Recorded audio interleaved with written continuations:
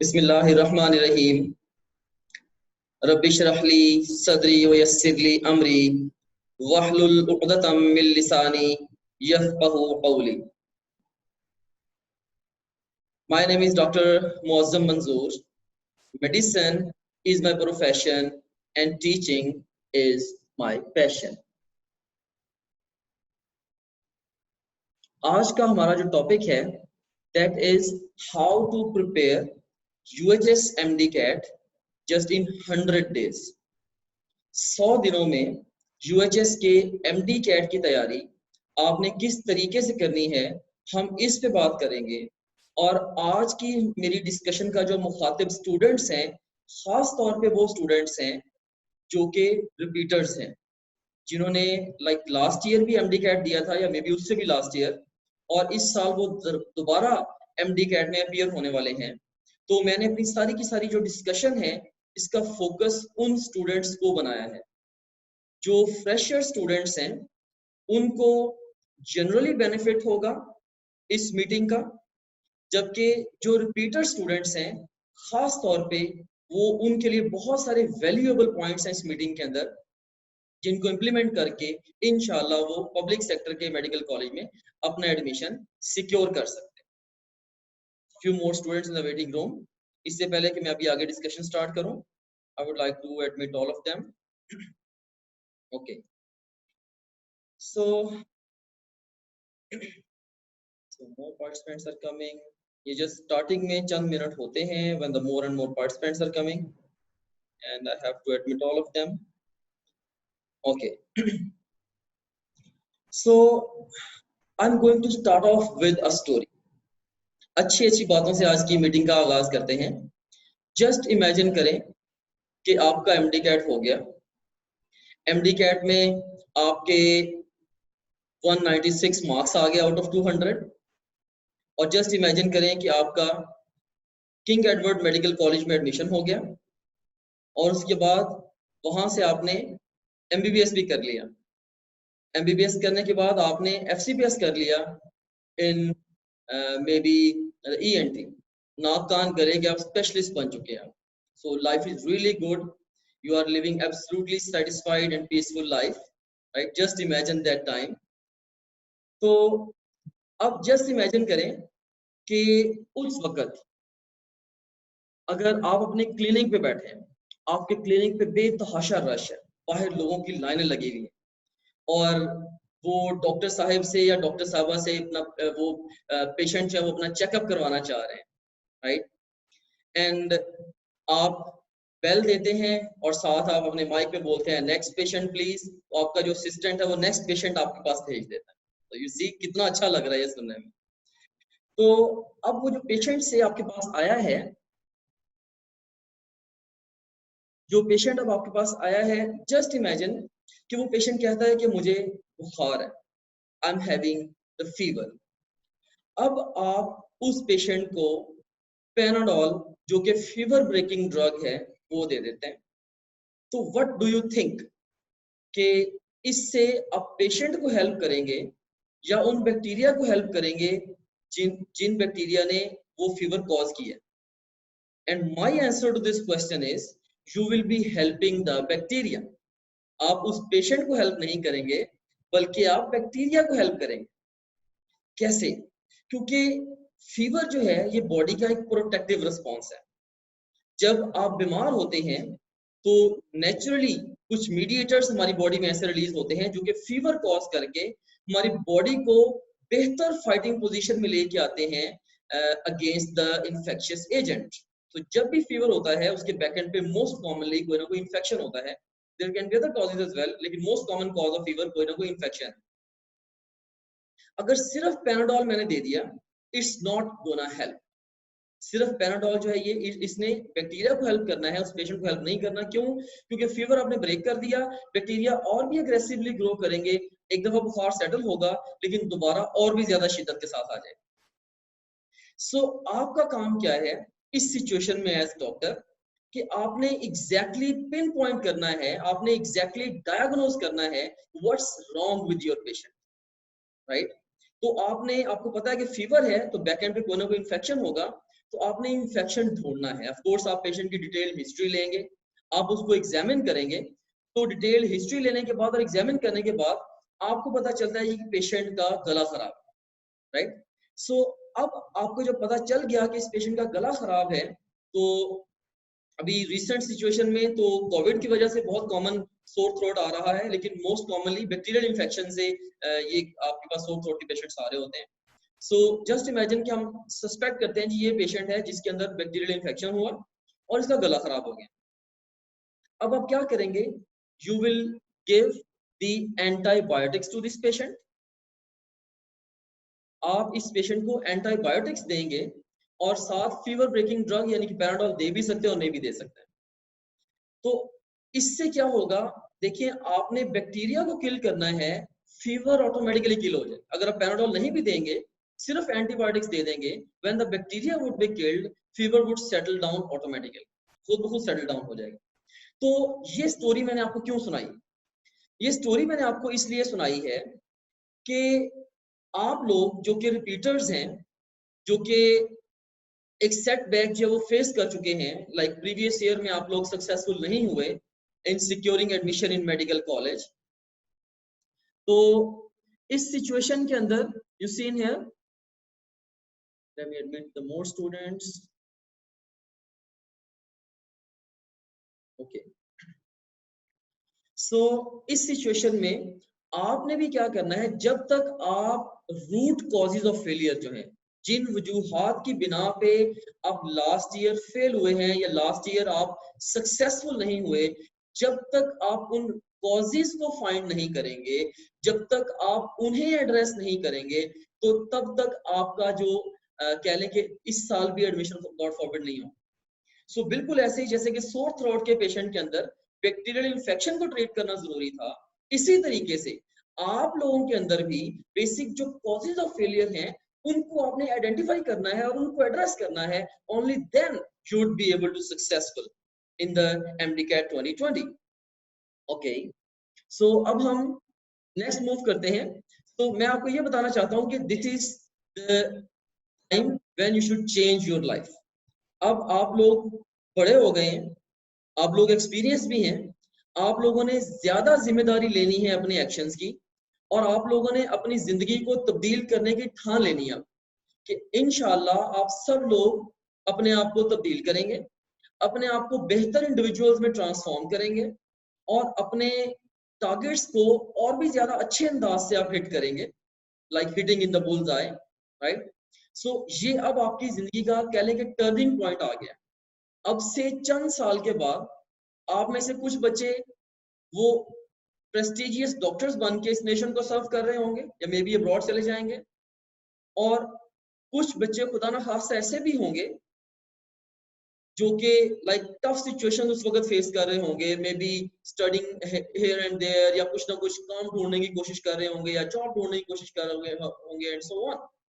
तो ये किस चीज पे डिपेंडेंट है कि आज से 5 साल या 10 साल के बाद आपके साथ क्या होने वाला है? ये डिपेंडेंट है उन डिसीजंस के ऊपर और उन एक्शंस के ऊपर जो आज आप लें। देखिए, अगर आज आपका काम आपके कल के गोल के साथ कंपैटिबल नहीं है, तो गॉड फॉरबिड आपने कल को उस मकसद तक नहीं पहुंचना।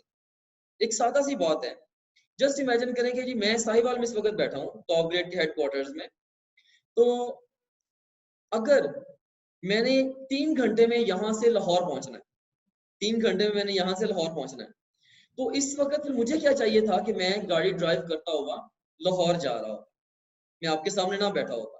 तो if I am not going there right now, इसका सीधा मतलब ये है कि 3 घंटे के बाद मैंने वहां पे नहीं होना। सेम सिचुएशन आपके साथ भी है कि आपका जो कल का गोल है, अगर आपके आज के एक्शंस, अगर आपकी आज की डूइंग्स कल के गोल के साथ कंपैटिबल नहीं है, तो आपको वो गोल नहीं मिलना। तो आज से आपने तहैया करना है कि आप लोगों ने अपनी जिंदगियों को तब्दील करना है। किस तरह से तब्दील करना है, किस डायरेक्शन में तब्दील करना है, ये सारी डिटेल आपको मैं बताऊंगा, right. So this is the time for change. इससे पहले कि फर्दर मैं प्रोग्रेस करूं इन माय सेशन, आगे बढ़ के मैं इसको डिस्कस करूं, मैं आपको कुछ सजेशन देना चाहता हूं, जिन सजेशंस को यूज करते हुए आप लोग अपने आप लोग जो ये आज का लाइव सेशन है इसको अपनी पूरी जिंदगी को तब्दील करने के लिए यूज कर सकते हैं। सो आज के लाइव सेशन को बेस्ट यूटिलाइज करने के हवाले से कुछ सजेशंस आपको मैं देने लगा। सबसे पहली सजेशन क्या है? You have to sit in front of the screen with the desire to learn and transform yourself. आप इस ख्वाहिश को लेके बैठे, इस जज्बे को लेके बैठे कि आज का ये सेशन आपने अटेंड करना है और आपने अपनी लाइफ को ट्रांसफॉर्म करना है इस सेशन के जरिए, right? So you have to trust me in this context. इंशाल्लाह मैं बहुत ही ऑनेस्टी के साथ जो मेरे एक्सपीरियंसेस हैं या मेरी लिमिटेड विजिबिलिटी और विजन के साथ जो मुझे लगता है कि आपके लिए बेहतर है, मैं आपको वो इंशाल्लाह इम्पार्ट करूँ। अगर आपके अंदर सीखने की ख्वाहिश ही नहीं है तो मैं क्या पूरी दुनिया में कोई आपका कुछ नहीं बिगाड़ सकता। So first of all you have to have the desire to learn. ठीक है, आप सीखने की ख्वाहिश को लेके बैठे और इस ख्वाहिश को लेके बैठे कि आपने अपनी जिंदगियों को ट्रांसफॉर्म करना है, आपने अपने आप को ट्रांसफॉर्म करना है और आपने बेहतर इंडिविजुअल बनना है। सेकेंडली, एक और सजेशन जो कि मैं आपको देना चाहूंगा इससे पहले कि हम इस सेशन में फर्दर प्रोसीड करें, you should note the key points for revision. आपने रिवीजन के लिए जो की पॉइंट्स हैं उन्हें भी नोट करना है, क्योंकि होता क्या है, जो मेरा एक्सपीरियंस है, जब मैं लाइव सेशन देता हूँ, स्टूडेंट्स सामने बैठ के अटेंड करते हैं live sessions, even direct sessions भी मैंने बहुत सारी बड़ी बड़ी गैदरिंग्स के साथ, इवन 2000-3000 पीपल की गैदरिंग्स के साथ सेशंस दिए हूँ मैं, कुछ वीडियोस यूट्यूब पे भी पड़ी हैं। तो जब मैं सेशंस देता हूँ उस वक्त स्टूडेंट्स कन्विंस हो जाते हैं, उस वक्त उनके अंदर जज्बा भर जाता है, लेकिन जैसे ही चंद दिन गुजरते हैं ग्रेजुअली वो वापस अपनी पोजीशन पे आ जाते हैं। तो स्टूडेंट्स की जो टेंडेंसी है, मैंने ये देखा है कि वो ऐसी ही है जैसे कि वाटर की टेंडेंसी होती है कि वो ऊंचाई से पस्ती की तरफ गिरता है। तो स्टूडेंट्स भी ऐसे ही हैं, वो ऊंचाई से पस्ती की तरफ गिरने की कोशिश करते हैं। और अगर आपने हाइट की तरफ जाना हो तो आप बेहतर जानते हैं कि आपको मुसलसल जोर लगाना पड़ता है। तो आप ये भी चीज सोचें कि आपको मुसलसल एफर्ट करनी पड़ेगी अपने आप को ट्रांसफॉर्म करने के लिए, और day in day out, month in month out, year in year out बेहतर से बेहतर इंडिविजुअल्स बनाने के लिए। सो आपने क्या करना है इस सेशन को बेहतरीन बनाने के लिए? अपने लिए आपने इंपॉर्टेंट पॉइंट्स को नोट करना है और कोशिश करें कि उनको अपने स्टडी प्लेस पे कहीं ना कहीं चिपका लें। उन पॉइंट्स को अपने पेरेंट्स के साथ और दोस्तों के साथ डिस्कस करें और तब तक उन पॉइंट्स को नजर में रखें जब तक आपकी वो हैबिट्स में शामिल नहीं हो जाते, आपकी वो आदतें नहीं बन जाती, right? So you have to note the key points for revision. And thirdly, you have to think for the application side by side. हमारा जो असल मसला है वो बेइल्मी नहीं बल्कि बेअमली है। जो कुछ हम जानते हैं हम उसे अपनी जिंदगियों में अप्लाई नहीं करते, राइट? तो मेरे बोलने की रफ्तार से कहीं ज्यादा रफ्तार आपके सोचने की है। तो आपने इसी चीज का एडवांटेज लेना है और जैसे जैसे मैं बोलता जाऊंगा आपने वैसे वैसे उन पॉइंट्स को सोचना है कि आपने अपनी लाइफ के अंदर कहाँ कहाँ पे और कैसे कैसे इंप्लीमेंट करना, अभी अभी साथ साथ ही सोचना है। तो मेरा एक बुनियादी मकसद जो है आप लोगों को गाइड करने के अलावा आप सब लोगों के अंदर कुव्वत अमल बेदार करना है, आप लोगों के अंदर जज्बा बेदार करना है कि भाई कुछ करके दिखाना। सो इसीलिए application is important, you have to look for the application side by side. And third, जो फोर्थ नंबर पे जो सजेशन मैं आप लोगों को दूंगा वो ये है कि you have to stay interactive with me. आज का जो मेरा सेशन है ये प्रीवियस सेशन से इस सेंस में डिफरेंट होगा कि आज मैं आप लोगों के साथ इंटरैक्ट करूंगा। बिल्कुल ऐसे ही आप अज्यूम करें कि जैसे आप टेबल के दूसरी तरफ मेरे पास बैठे हो, आप मेरे आमने सामने चेयर रख के बैठे हुए हैं और मैं आपसे टॉक करूंगा और आपने मेरी बातों का जवाब देना है।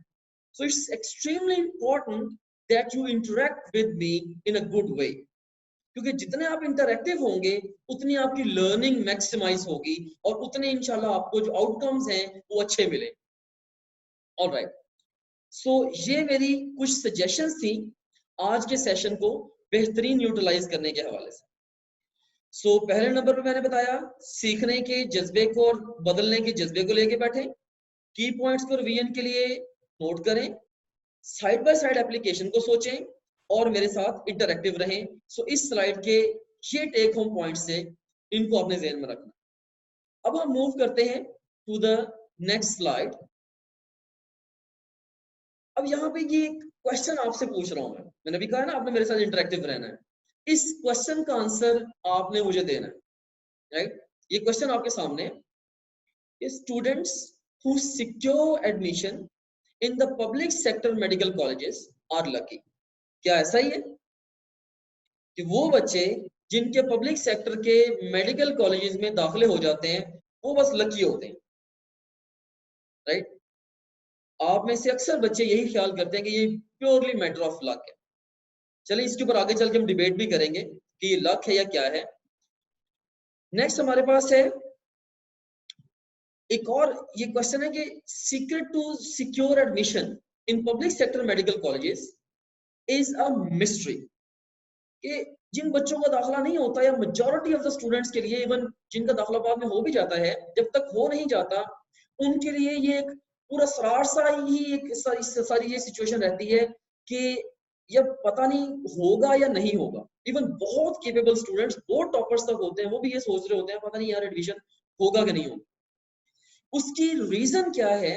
रीजन ये है कि किसी भी बच्चे के पास प्रूवन टेक्निक्स नहीं होती, प्रूवन टेक्निक्स नहीं होती जिनको यूज करते हुए वो अपने आप को कामयाबी के साथ हमकिनार कर सके। तो बहुत सारे बच्चे ये सोचते हैं कि ये एक मिस्ट्री है। तो मैं आपको बताता चलूं कि बेसिकली ये लक का, कुछ स्टूडेंट्स ऐसे होते हैं जो इतना प्रिसाइजली चीजों को टैकल करते हैं, लाइक उनके लिए मेडिकल कॉलेज में एडमिशन लेना इतना ही आसान होता है जैसे हमारे लिए कैलकुलेशन है 2 और 2 4। वो अपने आप को बिल्कुल नेविगेट करते हुए एक बड़े एक्सपर्ट ड्राइवर की तरह बिल्कुल सही रास्ते पे चला रहे होते हैं and ultimately they and up in the medical college. और जो 99% स्टूडेंट्स हैं उनके पास वो नेविगेटिंग पावर नहीं होती, उनको ये समझ ही नहीं आती है हमने इस मुश्किल रास्ते में से अपनी गाड़ी को गुजारना कैसे। This is the most crucial point है। तो आज मैं आपको बताऊंगा कि इस मुश्किल रास्ते में से आपने खुद को कैसे गुजारना है और किस तरह से प्रूवन टेक्निक्स के जरिए पक्के तरीके से और बड़े जारहाना अंदाज से आपने जाके एंटर होना है इनटू अ मेडिकल कॉलेज। आज हम इस चीज के ऊपर डिस्कशन करेंगे। तो इससे पहले कि मैं फर्दर और प्रोसीड करूं, मुझे बहुत सारे स्टूडेंट्स जानते हैं, लेकिन वो स्टूडेंट्स जो मेरा लाइव सेशन पहली दफा ले रहे हैं, मैं बताता चलूं कि मैं खुद मेडिकल ग्रेजुएट हूं अल्लामा इकबाल मेडिकल कॉलेज का। वहां से मैंने एमबीबीएस किया था ऑलमोस्ट 10 इयर्स अगो, और तब से अब तक मैं एजुकेशन सेक्टर को सर्व कर रहा हूँ। Like for me, maybe there are so many doctors out there who can see patients better than me, लेकिन I believe there are only few people who can teach better than me, right? So this is something I'm good at. Entry test खास तौर पे this is something I'm naturally good at. मैंने public sector में भी अपना admission secure किया और वो भी ऐसे हालात में सिक्योर किया जहां पे बिल्कुल इम्पॉसिबल था। थोड़ी सी मैं अपनी स्टोरी भी शेयर कर देता हूँ just to motivate you people कि कितनी डेस्परेट सिचुएशन से भी अगर आप सही प्लान कर लें तो आप कामयाबी तक पहुंच सकते हैं। मैं एफएससी में फर्स्ट टाइम जब मैंने एफएससी के पेपर दिए थे, मेरे जस्ट 786 मार्क्स थे out of 1100, just 786 marks. I was a careless student. और उसके बाद बहुत सारे लोग मशवरे दे रहे थे आप पीएस कर लो, दिस दैट, इधर उधर की फील्ड में जाने का कह रहे थे। तो मैंने अल्लाह से दुआ की, अल्लाह ताला ने मुझे सही रास्ता दिखाया, ना सिर्फ सही रास्ता दिखाया बल्कि सही रास्ते पे चलाया। तो मेरे दिल में ये आया कि मैं रिपीट कर लूं, और उस वक्त सब्जेक्ट रिपीट या ये सब्जेक्ट रिपीट की ऑप्शन नहीं थी, और मुझे पता था कि मेरे कम अज कम भी कुछ 70-80 मार्क्स इंप्रूव होंगे तो मेरा एडमिशन हो सकता है। तो उसके लिए दोनों सब्जेक्ट्स, दोनों पार्ट्स मुझे, यानी कि 12 सब्जेक्ट्स इन अ रो और उसके बाद 6 प्रैक्टिकल्स इन अ रो, समझ लें कि 18 इम्तिहान मैंने इकट्ठे दिए। और हमारा जो एंट्री टेस्ट है ना, जैसे इस साल लेट हो गया ना, नवंबर में हो रहा है, तो हमारा जो एंट्री टेस्ट है वो जाके जनवरी में हुआ था और तब मैनुअल मार्किंग होती थी, फरवरी में रिजल्ट आया था। उसके बाद सिर्फ 3 महीने से तैयारी करने के लिए। लेकिन उन 3 महीनों के अंदर I left no stone unturned. मैंने इतनी मेहनत की अपनी तरफ से, इतनी मेहनत की, डे इन डे आउट मैंने फोकस किया अपने एफएससी के एग्जाम को। और मुझे सब लोग कहते थे कि कभी भी ऐसा नहीं हुआ कि किसी ने दोनों पार्ट्स को इस तरह से रिपीट किया हो और वो भी इतने कम टर्नओवर में उसके इतना कोई स्कोर रीजनेबली इंप्रूव हो गया हो। You just wasting your time. लेकिन मैंने अपने गट्स पे बिलीव किया और अल्लाह पे बिलीव किया और मुझे अपनी जात पे भरोसा था कि अगर मैं एफर्ट करूंगा तो मैं कर सकता हूँ। और अल्टीमेटली अल्हम्दुलिल्लाह मैंने जब एफएससी का रिजल्ट आया तो उस वक्त मुल्तान बोर्ड के टॉप 10 स्टूडेंट्स में मेरा नाम था। तो yes, you seen here from below average student to one of the top of the line students of the entire board. So ये traveling मैंने खुद की है। मुझे exactly पता है नालायक होना क्या होता है, मुझे ये भी पता है लायक होना क्या होता है, मुझे ये भी पता है कि नालायक से लायक में कन्वर्ट होने के लिए क्या करना पड़ा। I have gone through all this. तो ये जो experiences हैं ये आप लोगों के लिए बहुत ज्यादा valuable experiences हैं।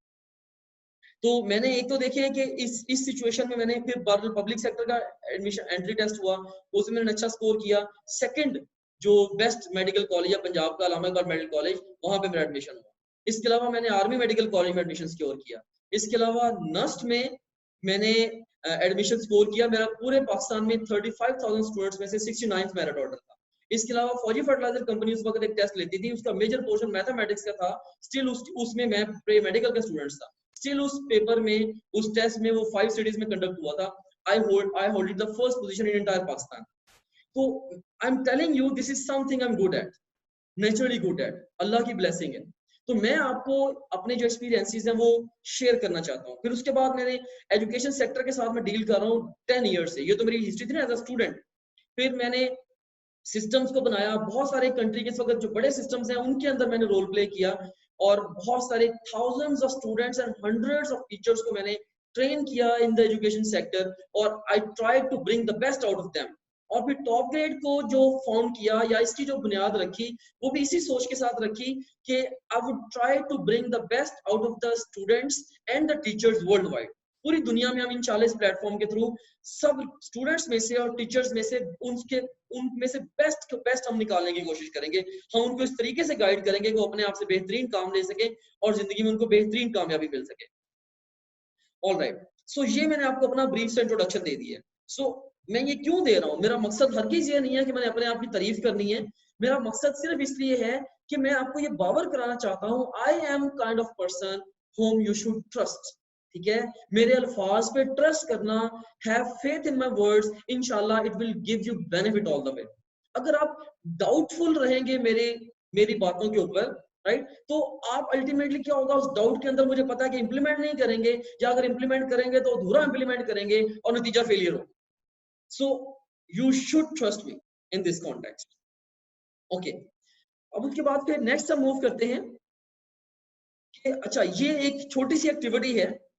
मैं इससे पहले कि अपनी डिस्कशन को स्टार्ट करूं, आप सब लोगों को मैं छोटा सा टास्क दे रहा हूं और आपने एक्टिवली इस टास्क को एग्जीक्यूट करना है और इसके जरिए इंशाल्लाह हम कुछ बहुत अच्छा इंटरप्रेट करेंगे आप लोगों के लिए।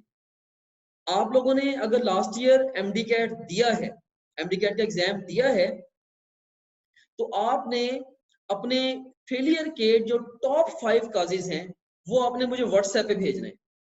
जो टॉप 5 कॉजेज हैं, मैं आपको 2 मिनट दे रहा हूं, जो टॉप 5 कॉजेज हैं ये आप मुझे व्हाट्सएप पे भेजें कि आप क्यों फेल हुए आपकी तैयारी के दौरान या इम्तिहान के दौरान, या तैयारी और इम्तिहान दोनों के दौरान जो भी आपसे गलतियां हुई आपकी नजर में, आप वो गलतियां मेरे से शेयर करें।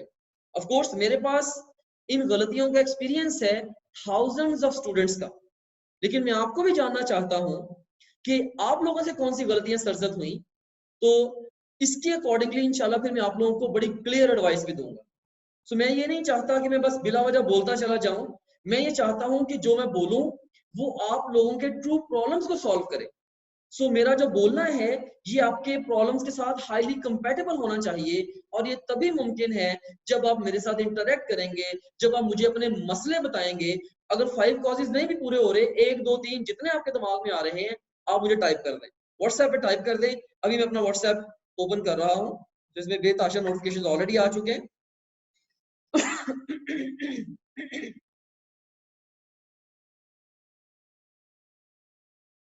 ओके, तो इसमें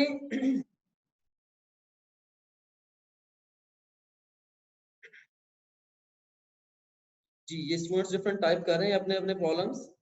क्या एक स्टूडेंट ने बड़ा अच्छा टाइप किया जी कि मेरे से फोकस नहीं होता। ये नीचे मैंने व्हाट्सएप का नंबर दिया हुआ है स्क्रीन पे, ठीक है, ये नजर आ रहा है आप लोगों को, बिल्कुल बॉटम ऑफ द स्क्रीन में मैंने व्हाट्सएप का नंबर दिया हुआ है।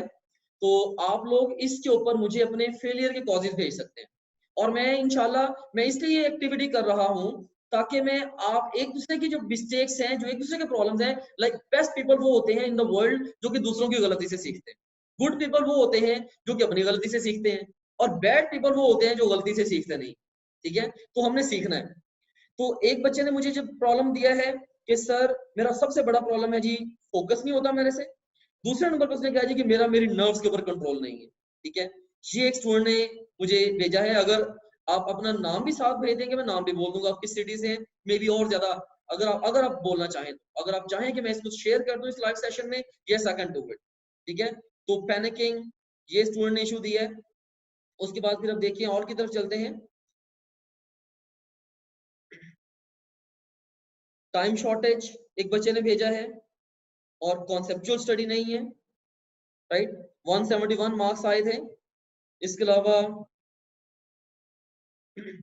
एक और स्टूडेंट ने बताया जी कि एनर्जी लेवल बड़ा लो है ड्यूरिंग टेस्ट, और जो सिलेबस का नॉलेज है at the time of test, syllabus को पूरा कवर नहीं किया। Yes, this is also very common problem कि पूरे सिलेबस को टाइमली कवर नहीं किया। इसके बाद फिर एक और स्टूडेंट ने प्रॉब्लम भेजा है कि सेल्फ स्टडी नहीं कर सकी मैं। इसके अलावा एक और स्टूडेंट ने भेजा है कि सिलेबस की कवरेज का प्रॉब्लम है, टाइम नहीं मेरे से मैनेज हुआ। एक और स्टूडेंट ने बिगेस्ट प्रॉब्लम लिखा है, the biggest problems that I face anxiety and time management. Yes, very common problems. अब देखिए एक और स्टूडेंट ने भेजा है worst time management. Yes, this is also problem. तो इसमें procrastinating is the main cause of low score. ठीक है, चीजों को डिले में डालते जाना। ओके, सो ये नूर फातिमा है लाहौर से, ब्रिलियंट स्टूडेंट। इसने लिखा है कि I can't focus, I don't have control on my nerves, and I was panicked at the time of test. ठीक है, सो नूर फातिमा इंशाल्लाह मैं आपको बहुत अच्छे से गाइड करूंगा, और आपने फिर इसके बाद मुझे इसी तरह से फीडबैक भी देना है। आज के सेशन के बाद जो आपने लर्न किया होगा, कि आपने मुझे ये बताना है कि आप लोगों के ये जो मसले मैं सुन रहा हूँ, आप लोग इन मसलों को ट्रूली सॉल्व भी मैंने किया या नहीं किया, राइट। सो एक और स्टूडेंट ने लिखा है कॉन्सेप्ट नॉट क्लियर, और टेंशन ज्यादा होती थी, बहुत ज्यादा, सो टेंशन की वजह से परफॉर्म नहीं कर पाया। हसन जफर है स्टूडेंट, इसके 173 मार्क्स थे, और हसन जफर ने लिखा है कि इसमें मैं इंस्टीट्यूशन का नाम नहीं लूंगा, किसी इंस्टीट्यूशन में इसने एडमिशन लिया,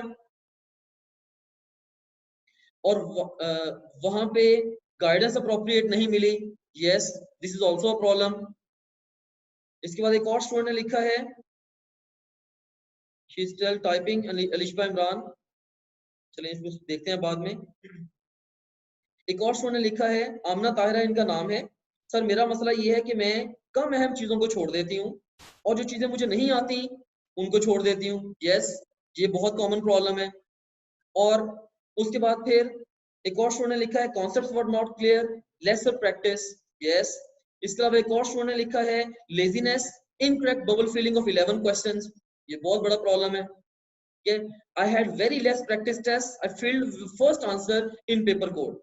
ठीक है, due to which I lost 11 questions, और 178 नंबर आए। देखिए ये बच्चा पक्का एडमिशन का था, सिर्फ एक गलती की वजह से इसका दाखिला नहीं हुआ। देखिए आप, I had very less practice of test, I filled first answer in the paper code. जब पेपर कोड फिल करना, पहला आंसर फिल किया, उसकी वजह से 11 क्वेश्चन उसने लूज कर दिया, राइट। सो 178 मार्क्स आया, अगर ना लूज करता तो इसका पक्का एडमिशन था।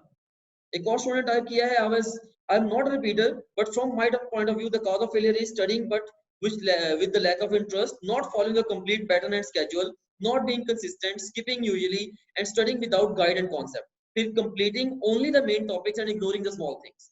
क्या ये इस बच्चे ने बड़ी डिटेल से लिखा है, highly appreciated, very good बेटा। उसके बाद फिर नर्व्स कंट्रोल नहीं होती, जल्दबाजी, सेल्फ डाउट, कॉन्फिडेंस नहीं है, इंस्टीट्यूशन में सही गाइडेंस नहीं मिली, क्या इंस्टीट्यूशन में सही गाइडेंस नहीं मिली। एक और बच्चे ने लिखा है, अलिशबा इमरान बात कर रही हैं, तो CTP साथ लिख दिया करें और भी अच्छा हो जाए करेगा, मैं मेंशन कर दूंगा कि माशाल्लाह से ऑल पाकिस्तान से स्टूडेंट्स अभी सेशन के अंदर बैठे हुए हैं।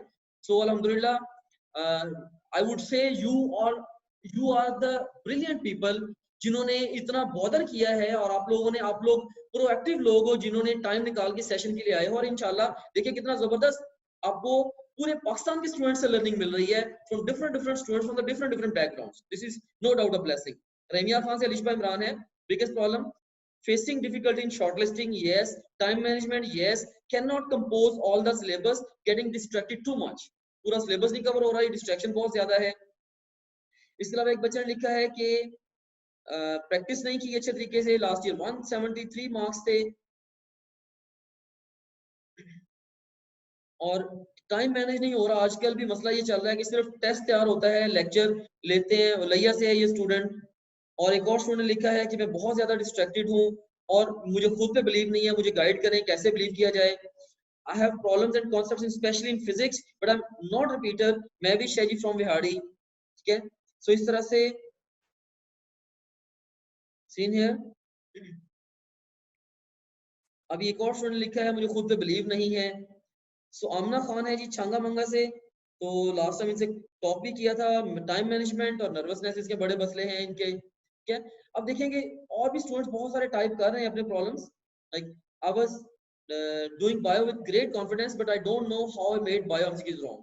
क्या 90.5% इस बच्चे की एग्रीगेट था, राइट, और इसको बायो फुल कॉन्फिडेंस था, लेकिन पता नहीं चला कि कैसे गलत हो गई क्वेश्चन। Yes it happens. इसकी भी वजह क्या है आज हम डिस्कस करेंगे। और इसके अलावा एकेडमी में एक्स्ट्रा इन्फॉर्मेशन बहुत ज्यादा देते थे, बहुत सीरियस प्रॉब्लम इस बच्चे ने बड़ा सेंसिबल इसने पिन पॉइंट किया है। एकेडमी में एक्स्ट्रा इन्फॉर्मेशन बहुत देते थे, इस वजह से टेक्स्ट बुक्स पे फोकस नहीं हुआ, राइट। और इस तरह से एक और स्टूडेंट ने लिखा है कॉन्सेप्चुअल टीचिंग ना होने की वजह से और कॉन्फिडेंस ना होने की वजह से। एक और स्टूडेंट ने लिखा है, अनस है from Faisalabad, time management, lack of attention, nervousness, weak memory. Tariq Mahmood Khan जो है, तो पेरेंट्स ने मुझे हॉस्टल में भेज दिया, बहुत सीरियस प्रॉब्लम है, हॉस्टल तबाह करके रख देता है बच्चों को, और इसकी वजह से स्टडी बड़ा पढ़ नहीं सका, डिस्टर्बिंग एनवायरनमेंट की वजह से।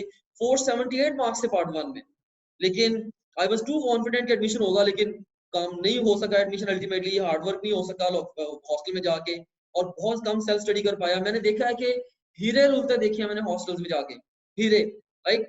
तो hostels biggest cause of the failure है। ये तो मेरा ठीक ठाक इसका एक्सपीरियंस है। अपने सिटी से निकल के किसी और सिटी में जाना बस काफी है आप लोगों को फेल करने के लिए। ओके। और एक और स्टूडेंट ने लिखा है, Ahmad Hasan, I am repeater, I was insecure about my judgements, क्या। तो उसके बाद I did not show much confidence in myself, और lack of mindset such that I will not be able to do that due to some previous marking problems in FSC exams, right. तो एक student ने लिखा है कि sir मुझे tension के बारे में कुछ खास तौर पे बताएं। तो एक स्टूडेंट ने लिखा कि मैं स्केड्यूल बनाता हूँ और मैं फेल हो जाता हूँ, क्वेटा से है ये student, right, and so on. So बेताशा ये देखिए प्रॉब्लम्स हैं। एफएससी में टेक्स्ट बुक्स की बजाय गाइड पढ़ते रहे, तो एंट्री टेस्ट में बहुत मुश्किल हो रही है, राइट। तो इस तरह से एक स्टूडेंट ने लिखा, please suggest a schedule for self study and practicing questions, how can we navigate ourselves. आज इंशाल्लाह मैं यही गाइड करूंगा। अब देखिए बेतहाशा अभी भी मेरे ख्याल में 20-25 स्टूडेंट्स टाइप कर रहे हैं मेरे इसके अंदर। तो इस तरह के बेतहाशा प्रॉब्लम्स हैं जो स्टूडेंट्स को फेस है, बेतहाशा प्रॉब्लम्स। और अब देखिए मैंने ये जो प्रेजेंटेशन बनाई हुई है, ये मैंने इन प्रॉब्लम्स को सुनने के बाद नहीं बनाई आज आपसे, मैंने ये प्रेजेंटेशन पहले से बनाई थी। और इंशाल्लाह अभी जो मैं प्रॉब्लम्स को मैं बताने लगा हूँ, आपको अंदाजा होगा कि सर का कितना एक्सपीरियंस है। इन जितने भी मसले आपने हाईलाइट किए हैं ना, ये मेरी आज की प्रेजेंटेशन के अंदर सारे के सारे, एक भी ऐसा नहीं होगा जो मिस होगा। सारे के सारे मेरे लिए, इन सारे प्रॉब्लम्स में से एक भी प्रॉब्लम न्यू प्रॉब्लम नहीं है। I have seen students facing these problems years and years from year to year, और सेम मसले हैं जिसकी वजह से सारे स्टूडेंट्स जो वो उन्हीं मसलों की वजह से फेल हो रहे होते हैं। ऑलराइट, तो अब इसमें हम देखें कि अब हम बात करते हैं कि टॉप 10 कॉजेज ऑफ फेलियर की of MDCAT and their solutions. ये बेताशा कॉजेज, फेलियर के कॉजेज तो आगे है ना, तो बाकी जो बच्चे मैसेज भेज रहे हैं, आई एम सॉरी, मैं सबके मैसेज नहीं पढ़ सकूंगा। ऑफ कोर्स हमारा जो मेजर डिस्कशन का स्कोप है वो यही वाला है, मैं सारे बच्चों का टाइम अच्छा यूटिलाइज करना चाहता हूँ। तो इसमें जो टॉप 10 कॉजेज ऑफ फेलियर हैं इन एमडी कैट, ठीक है, उनको मैं हाईलाइट करूंगा, और ना सिर्फ मैं मसले बताऊंगा बल्कि मैं उनके सॉल्यूशंस भी बताऊंगा, ठीक है। और जो सजेशन मैंने आपको शुरू में बताई थी उनको अपने ज़हन में रखना है। और इसके अलावा सीन है, पहले हम इस चीज से बात करेंगे, फिर मैं आपको ये बताऊंगा कि टॉप ग्रेड डॉट पीके की मदद से आपने 100 दिन में तैयारी करनी कैसे है, बिल्कुल अपनी तैयारी को पक्का कैसे करना है, प्रूवन टेक्निक्स के जरिए कैसे अपने एग्जाम में जाके बैठना फुल तैयार होके, इसके ऊपर हम बात करेंगे। और उसके बाद फिर लास्ट पे हमारा क्वेश्चन एंड आंसर्स का सेशन होगा, ठीक है। मैं आप लोगों को अलाउ करूंगा। आज हम ये करेंगे कि हम जो क्वेश्चन आंसर है वो व्हाट्सएप के थ्रू आप मुझे क्वेश्चन भेज देंगे, मेरा नंबर मुसलसल स्क्रीन पे दिया हुआ है। तो इससे ये होगा कि मैं ज्यादा तेजी के साथ ज्यादा बच्चों को क्वेश्चन का आंसर कर पाऊंगा। मैं खुद बता दूंगा इस बच्चे ने ये क्वेश्चन किया और उसका आंसर कर इससे ज्यादा स्टूडेंट्स के क्वेश्चन को इंशाल्लाह मैं आंसर कर पाऊंगा। ऑलराइट, तो इसमें सबसे पहला कॉज जिसको मैं हाईलाइट करना चाहूंगा आज, वो है सोशल प्रेशर। सोशल प्रेशर, ठीक है, ये एक बहुत बड़ा कॉज है स्टूडेंट्स के फेलियर का। बहुत सारे स्टूडेंट्स लाइक उन्हें वो क्या करते हैं, बचपन से पेरेंट्स जो है वो जगह जगह बताते हैं जी इसने इसको हमने डॉक्टर बनाना है। जब एफएससी में प्री मेडिकल में जाते हैं, हमने प्री मेडिकल रखवा दिया, इंशाल्लाह डॉक्टर बनाना है। इतना ज्यादा अपनी पूरी फैमिली में, अपने इर्द गिर्द नेबर्स को, सबको बताया इसने डॉक्टर बनना है। और इसकी वजह से बच्चे के ऊपर, बेचारे के ऊपर इतना प्रेशर बिल्डअप हुआ होता है कि अगर मैं ना बना तो पता नहीं ये क्या हो जाएगा और कौन सा पार्ट टूट जाना है। तो ये सोशल प्रेशर जो है, this is really really disturbing thing, ठीक है।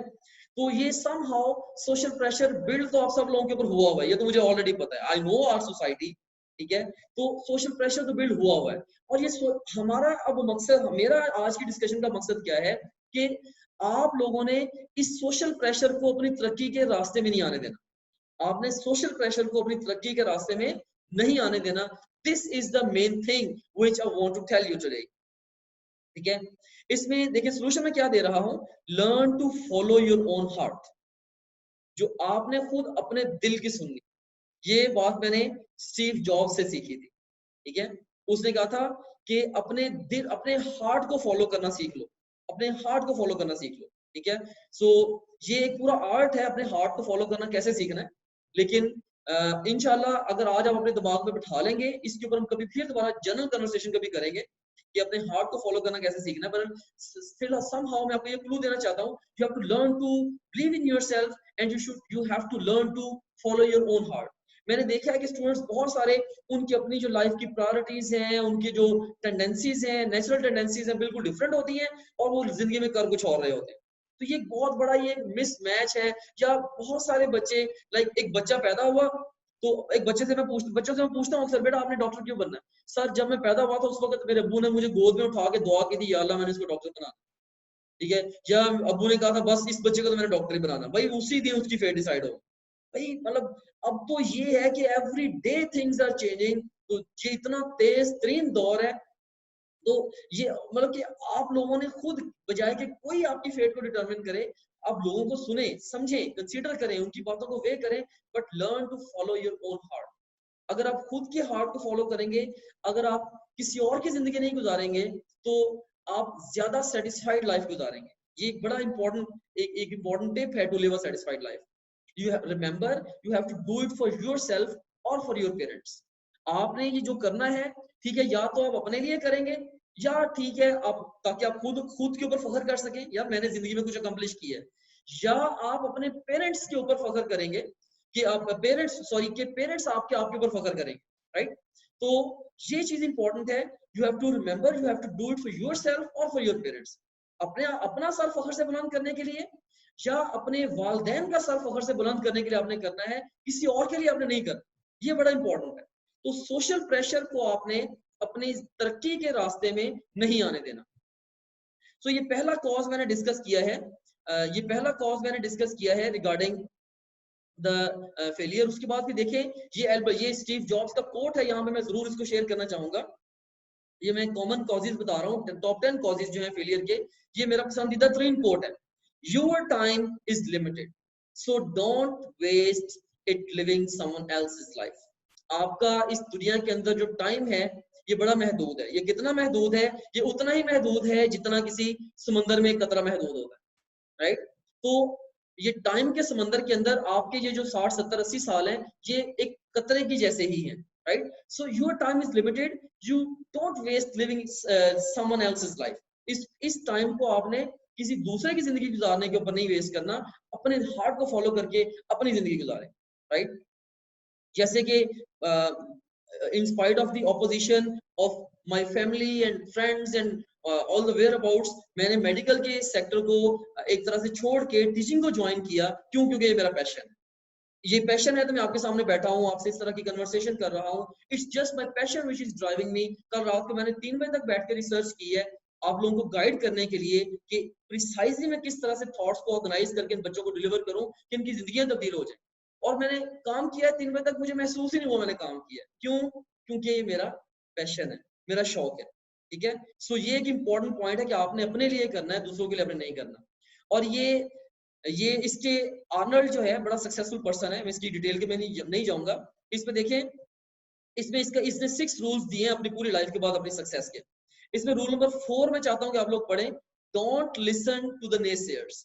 वो लोग जो कि ये कहते हैं कि आप कुछ नहीं कर सकते, आपका कुछ नहीं बन सकता, कुछ नहीं हो सकता, उनको सुनना छोड़ दें, ठीक है? वो जस्ट आपकी परफॉर्मेंस को डैमेज करते हैं। ओके, अब हम चलते हैं कॉज नंबर 2 पे। दूसरा जो बड़ा कॉज है वो ये है लो score in the FSc. So FSc का स्कोर लो होने की वजह से बच्चा पहले ही अज्यूम कर लेता है कि जी मेरा तो एडमिशन होना ही नहीं, या जिन लोगों का स्कोर खासतौर पे बॉर्डर लाइन पे है, ठीक है, वो कहते हैं इतना कंपटीशन है तो मेरे से पता नहीं एडमिशन होना है या नहीं होना, वो डाउट में चला जाता है। जैसे भी आज भी बहुत सारे बच्चों ने मैसेज किया, डाउट में चले जाते हैं और उनका इस वजह से वो पूरी एफर्ट नहीं पुट कर पाते एग्जाम में, ठीक है? लेकिन जो लोग अपने आप के ऊपर बिलीव करके एफर्ट पुट करते हैं तो बड़ी दफा अपेरेंटली लगता है कि उनका एडमिशन नहीं होगा, लेकिन वो इस तरह से एंटी टेस्ट को लेके चलते हैं कि उनका एडमिशन हो जाता है। मैंने इवन एफएससी में 752 मार्क्स के साथ एक बच्चा था, मैंने देखा कि उसका एडमिशन हुआ भावलपुर के कायदा मेडिकल कॉलेज के अंदर, राइट? क्या उसके एंट्री टेस्ट के अंदर 1052 नंबर थे, राइट? तो पर लो स्कोर जो है उसकी वजह से बच्चे एंट्री टेस्ट में एफर्ट नहीं पुट करते, या इंटरमीडिएट स्कोर वाले खासतौर पर लो स्कोर जिनका है उनको ये चाहिए कि वो रियलिस्टिक प्लान बनाएं। अगर आप एक ऐसे बच्चे हैं जिसका स्कोर लो है, आपको ये चाहिए कि आप अगर या तो आप रिपीट करें एफएससी, अपना स्कोर पार पे लेके आए। हमें पता है कि 91-92% मार्क्स एग्रीगेट चाहिए, अपने स्कोर को इंप्रूव करें या अपने प्लान को उसके अकॉर्डिंगली टेलर कर लें अभी से, ठीक है? तो ये बिल्कुल गलत है कि अभी 800 850 नंबर लेके आप किसी मोर्चे के इंतजार में बैठे हुए हैं कि शायद आपका उसमें मेन स्ट्रीम में दाखिला हो जाएगा। अगर आपके इतने थोड़े नंबर हैं, you have to have a backup plan, ठीक है? ठीक है, कोशिश आप भरपूर तरीके से करें। मैं ये कहता हूँ कि एंट्री टेस्ट के लिए अपनी एफर्ट आपने पूरी डालनी है। वो क्यों कहता हूँ? क्योंकि जब आप एफर्ट डालेंगे किसी ना किसी शक्ल में आपको रिटर्न जो मिल ही जाना है, ठीक है? क्योंकि एफएससी का जो सिलेबस है ना, आप आगे आप किसी भी प्रोफेशनल फील्ड में जाते हैं, यही सिलेबस, इसी ने आपके बेसिक कॉन्सेप्ट बनाने हैं, इन्हीं बेसिक कॉन्सेप्ट्स को लेके आपने आगे चलना है, राइट? सो बहरहाल कॉज क्या है? लो score in the FSc, poor effort. Solution क्या है? Be realistic, let the stats decide for you. Stats आपके क्या है? जैसे मैंने आपको लास्ट सेशन में भी गाइड किया था कि आपको पता है कि एमडी ओवरऑल जो पंजाब के पब्लिक सेक्टर के अंदर आप एडमिशन की बात करते हैं तो लास्ट ईयर जो है वो 91% ग्रॉस ओवरऑल अप्रोक्सीमेटली बैरट था एग्रीगेट, ठीक है? तो अब आप खुद से बैठ के कैलकुलेट करें कि मेरे एफएससी में इतने मार्क्स हैं, मैट्रिक में इतने मार्क्स हैं, एंट्री टेस्ट में कितने लूंगा तो मेरा मेडिकल में एडमिशन होगा, मेरा एग्रीगेट 91-92% बनेगा। आप खुद से बैठ के कैलकुलेशन करने अपने लिए, और उस कैलकुलेशन की बिना पे आप अभी से डिसाइड करें क्या मेरा हो भी सकता है कि नहीं हो सकता। अगर आपकी कैलकुलेशन के मुताबिक एंट्री टेस्ट के अंदर आपके जो मार्क्स हैं 200 में से 210 बन रहे हैं, of course it doesn't make sense, ठीक है? तो आपको पता है यार अब एडजस्टमेंट एफएससी में करनी। इसके मुकाबले में अगर हम दूसरी तरफ देखें, अगर आपका स्कोर इधर से मे बी 96% है एफएससी से, तो मे बी आपको एंट्री टेस्ट के अंदर जस्ट 91% 90% भी आपको स्कोर करा देगा एडमिशन। सो आपने इंटरप्ले के साथ चीजों को बैलेंस करना, इंटरप्ले के साथ चीजों को बैलेंस करना आप लोगों ने, ठीक है? So let the stats decide for you.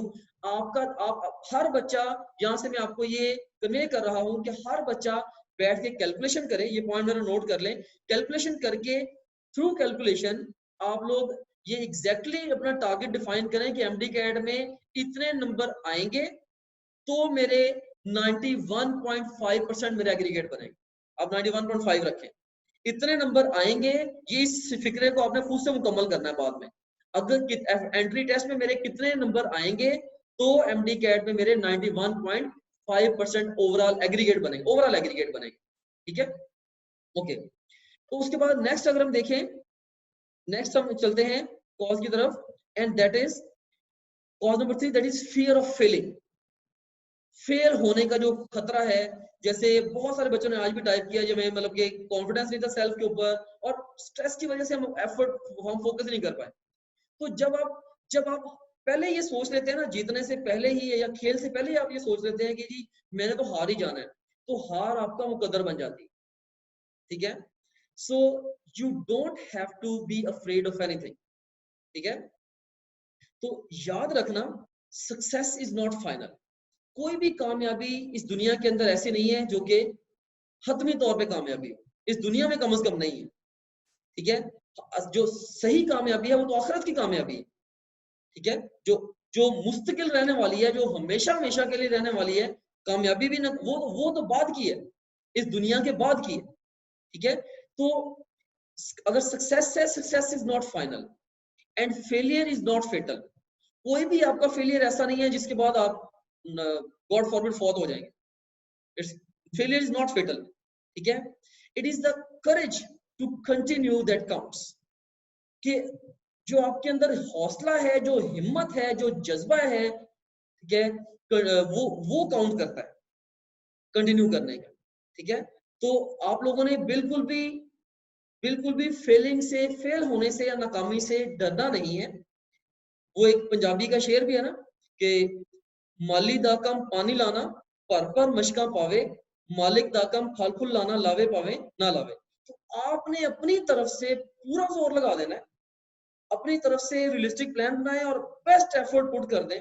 Leave no stone unturned, ताकि आज से 1 साल के बाद जब आप पीछे मुड़ के देखें, आपको कम से कम ये मलाल ना हो यार काश मैं उस वक्त ये कर लेता तो ये हो जाता। ठीक है, अपनी एफर्ट पूरी लगा दें और उसके बाद अगर आपकी किस्मत में होगा तो आपको मिल जाएगा। लेकिन फॉर श्योर एक चीज मैं आपको बता दूं, इस एफर्ट का आपको एक तो आपको फ्रूट भी मिलना ही मिलना है, क्योंकि अल्लाह ताला ने कुरान मजीद में कहा है लईसा लिल इंसान इल्ला मा सा। ठीक है, अगर आप कोशिश कर रहे हैं आपको उसका रिटर्न मिलना ही मिलना है। कई दफा बहुत बेहतर रिटर्न आपके लिए वेट कर रहा होता है। ठीक है, तो एक तो आपको उसका रिटर्न मिलना ही मिलना है, तो इसलिए आप एफर्ट जो अपनी तरफ से पूरी करें। ठीक है, और उसके बाद रिजल्ट जो वो अल्लाह पे छोड़। तो अगर नहीं भी होता एडमिशन, गॉड फॉरबिड, तो और भी बहुत सारे बेहतर वेज हैं जिंदगी में आगे बढ़ने के, हम उसके ऊपर बाद में बात कर लेंगे। ऑलराइट, अब ये देखिए, ये कोटेशन है, ये मैं अदना सा इंसान हूँ लेकिन आज मेरा फर्स्ट टाइम दिल किया, बहुत सारी मैं विजडम टॉक्स अपने स्टूडेंट्स को देता रहता हूँ, लेकिन आज मेरा दिल किया कि मैं अपने स्टूडेंट्स के साथ खुद से ऑफिशियली मैं कोई कोट शेयर करूं जो मेरे दिल की आवाज है। ठीक है, ये मेरे दिल की आवाज है, इसको मैंने जानबूझ के उर्दू में लिखा है ताकि आप लोग सब लोग इसको पढ़ लें। ये क्या लिखा हुआ है मैंने कि जिस शख्स में नाकामी का सामना करने की हिम्मत नहीं होती, उसे कामयाब होने का कोई हक नहीं होता। क्या ये मैंने चूंकि इंग्लिश में लिख के उसको ट्रांसलेट किया, उर्दू में वैसे टाइपिंग नहीं हो रही थी, थोड़ा सा वर्डिंग में प्लस माइनस हो सकता है। तो जिस शख्स में हार बर्दाश्त करने का हौसला नहीं है, उसे कामयाब होने का कोई हक नहीं है, मैं ये बिलीव करता हूँ। तो अगर आप जीतना चाहते हैं, अपने अंदर हार बर्दाश्त करने का हौसला पैदा करें, वेरी इंपॉर्टेंट। और ये एक और कोटेशन है कि एक बड़ी जंग जीतने के लिए इंसान को कई छोटी छोटी लड़ाइयां हारना पड़ती हैं। तो एंट्री टेस्ट एक बड़ी जंग है, डेली बेस पे। इससे मकसद क्या है, देखिए आप छोटी छोटी जंगें लड़ते हैं, हर जंग के बाद आपको आपको पता चलता है यहाँ भी ये गलती हुई, इस वजह से हारा, इस वजह से हारा, इस वजह से हारा। तो आहिस्ता आहिस्ता आहिस्ता आहिस्ता आपकी जो टेक्निक सब इंप्रूव होती चली जाती है, और फिर जब बड़ी जंग होती है, एक बड़ी जंग आप जीत जाते हैं। ठीक है, तो इसके अंदर भी ऐसे ही है कि डेली बेस पे आपने छोटी छोटी गलतियां करके, छोटी छोटी हार को कबूल कर करके, छोटे छोटे फेलियर्स ले लेके अपने आप को बेहतर से बेहतर से बेहतर इंडिविजुअल बनाते जाना। And a time will come, inshallah, when success will be your fate. ठीक है, जब कामयाबी जो है वो आपका मुकद्दर बन जाएगी। ओके, सो उसके बाद कॉज नंबर 4 पे हम जाते हैं। ये भी बड़ा इंपॉर्टेंट कॉज है, और ये देखें यही वर्डिंग है जो बच्चों ने यूज किया है व्हाट्सएप के अंदर अभी आज जो मैसेजेस किए हैं। ये सेम बात थी जिसको डिफरेंट डिफरेंट अल्फाज में बच्चों ने बयान किया है, मैंने सारे पहले यहाँ पे समअप किए। कि नॉन सीरियस एटीट्यूड के लिए अभी अंदाजा ही नहीं है कि भाई आगे होना क्या, अभी बस ठीक है, जैसे कबूतर ने आंखें बंद की होती है ना बिल्ली को देख के, तो ऐसे ही बच्चों ने एंटी टेस्ट को लेके अभी तक ज़हनी तौर पे तैयार ही नहीं किया यार, मैंने टेस्ट को अटेम्प्ट करना है, ठीक है, इस एग्जाम को, बड़े एग्जाम को मैंने फेस करना है। Non serious attitude, over confidence, मेरा तो एडमिशन हो ही जाना है, जैसे भी एक बच्चे ने लिखा भी हुआ है कि मेरा इतना नंबर, मेरा तो पक्का था एडमिशन हो ही जाना है, लेकिन नहीं हुआ एंड में। आज एक बच्चे ने भी लिखा हुआ था, ठीक है। लेजीनेस, एक बच्चे ने एग्जैक्ट लेजीनेस का वर्ड लिखा हुआ था, ठीक है, कि पता भी है ये करना है, इस तरीके से करना है, लेकिन बस लेजीनेस क्या है कि आप एक्शन में नहीं आ रहे, आप फॉर्म में नहीं आ रहे, लेजीनेस, ठीक है। या पुअर फोकस, ये भी एग्जैक्ट वर्डिंग बच्चे ने लिखी हुई थी, पुअर फोकस, कि सर मेरे से फोकस ही नहीं हुआ। अब देखें ना, जैसे जब हम एक मुहद्दब अल्सा लेते हैं, एक कन्वेक्स लेंस लेते हैं, हम उसको, उसके ऊपर, उसकी मदद से हम सूरज में, धूप में जाके हम कागज को जला सकते हैं। क्यों? क्योंकि सारी शुआओं का फोकस वो एक जगह पे कर देता है। तो अगर हमारा प्लेन शीशा हो, हम जितनी देर मर्जी लेके उसको धूप में बैठे रहे, हम खुद तो जल जाएंगे, वो कागज नहीं जलेगा, ठीक है। तो ये है पावर ऑफ फोकस, ठीक है। अगर आप अपनी तमाम तर ज़हनी व जिस्मानी सलाहियतें अगले चंद महीने के लिए अपनी स्टडी पे मरकूज कर देंगे, तो आप इंशाल्लाह सक्सेसफुल हो जाएंगे। फोकस जो है, you have no idea what is the power of focus. मतलब इस हद तक आपका फोकस होना चाहिए, खासतौर पे एंट्री टेस्ट को लेके, कि हर लम्हा आपके दिमाग में एंट्री टेस्ट चले। लाइक अगर आपका जैसे 14 अगस्त की छुट्टी आई है ना, तो या मुहर्रम की छुट्टी आई है, तो आप उसको इस तरह से रिलेट करें, हाँ यार मुहर्रम की छुट्टियों के 25 दिन के बाद मेरा एंट्री टेस्ट है, राइट। इस तरह से आप लोग रिलेट करें, यानी कि आपके दिमाग में इस हद तक वो बैठा होना चाहिए, ठीक है। तो इस तरह से आपका जो फोकस है बड़ा कमाल, और जितना अच्छा फोकस कर करके, ये जब आप फोकस करना शुरू करते हैं, शुरू में आपको रिजल्ट्स नहीं मिलते, ठीक है, लेकिन जब आप एक अच्छे अरसे के लिए, यानी कि कम से कम कोई 4 से 6 हफ्ते के लिए मुसलसल अपनी तवज्जो बनाए रखते हैं, अपना फोकस बनाए रखते हैं, तो आहिस्ता आहिस्ता फिर अल्लाह ताला आपको, जिसे कहते हैं ना, चश्मे बीना दे देता है। फिर आपको पहले पहले तो आपको नजर ही नहीं आता, आपको पता नहीं चलता मैं क्या करूं, इस तरफ फोकस करूं, उस तरफ फोकस करूं, लेकिन आहिस्ता आहिस्ता रास्ते आपके लिए खुले शुरू हो जाते हैं।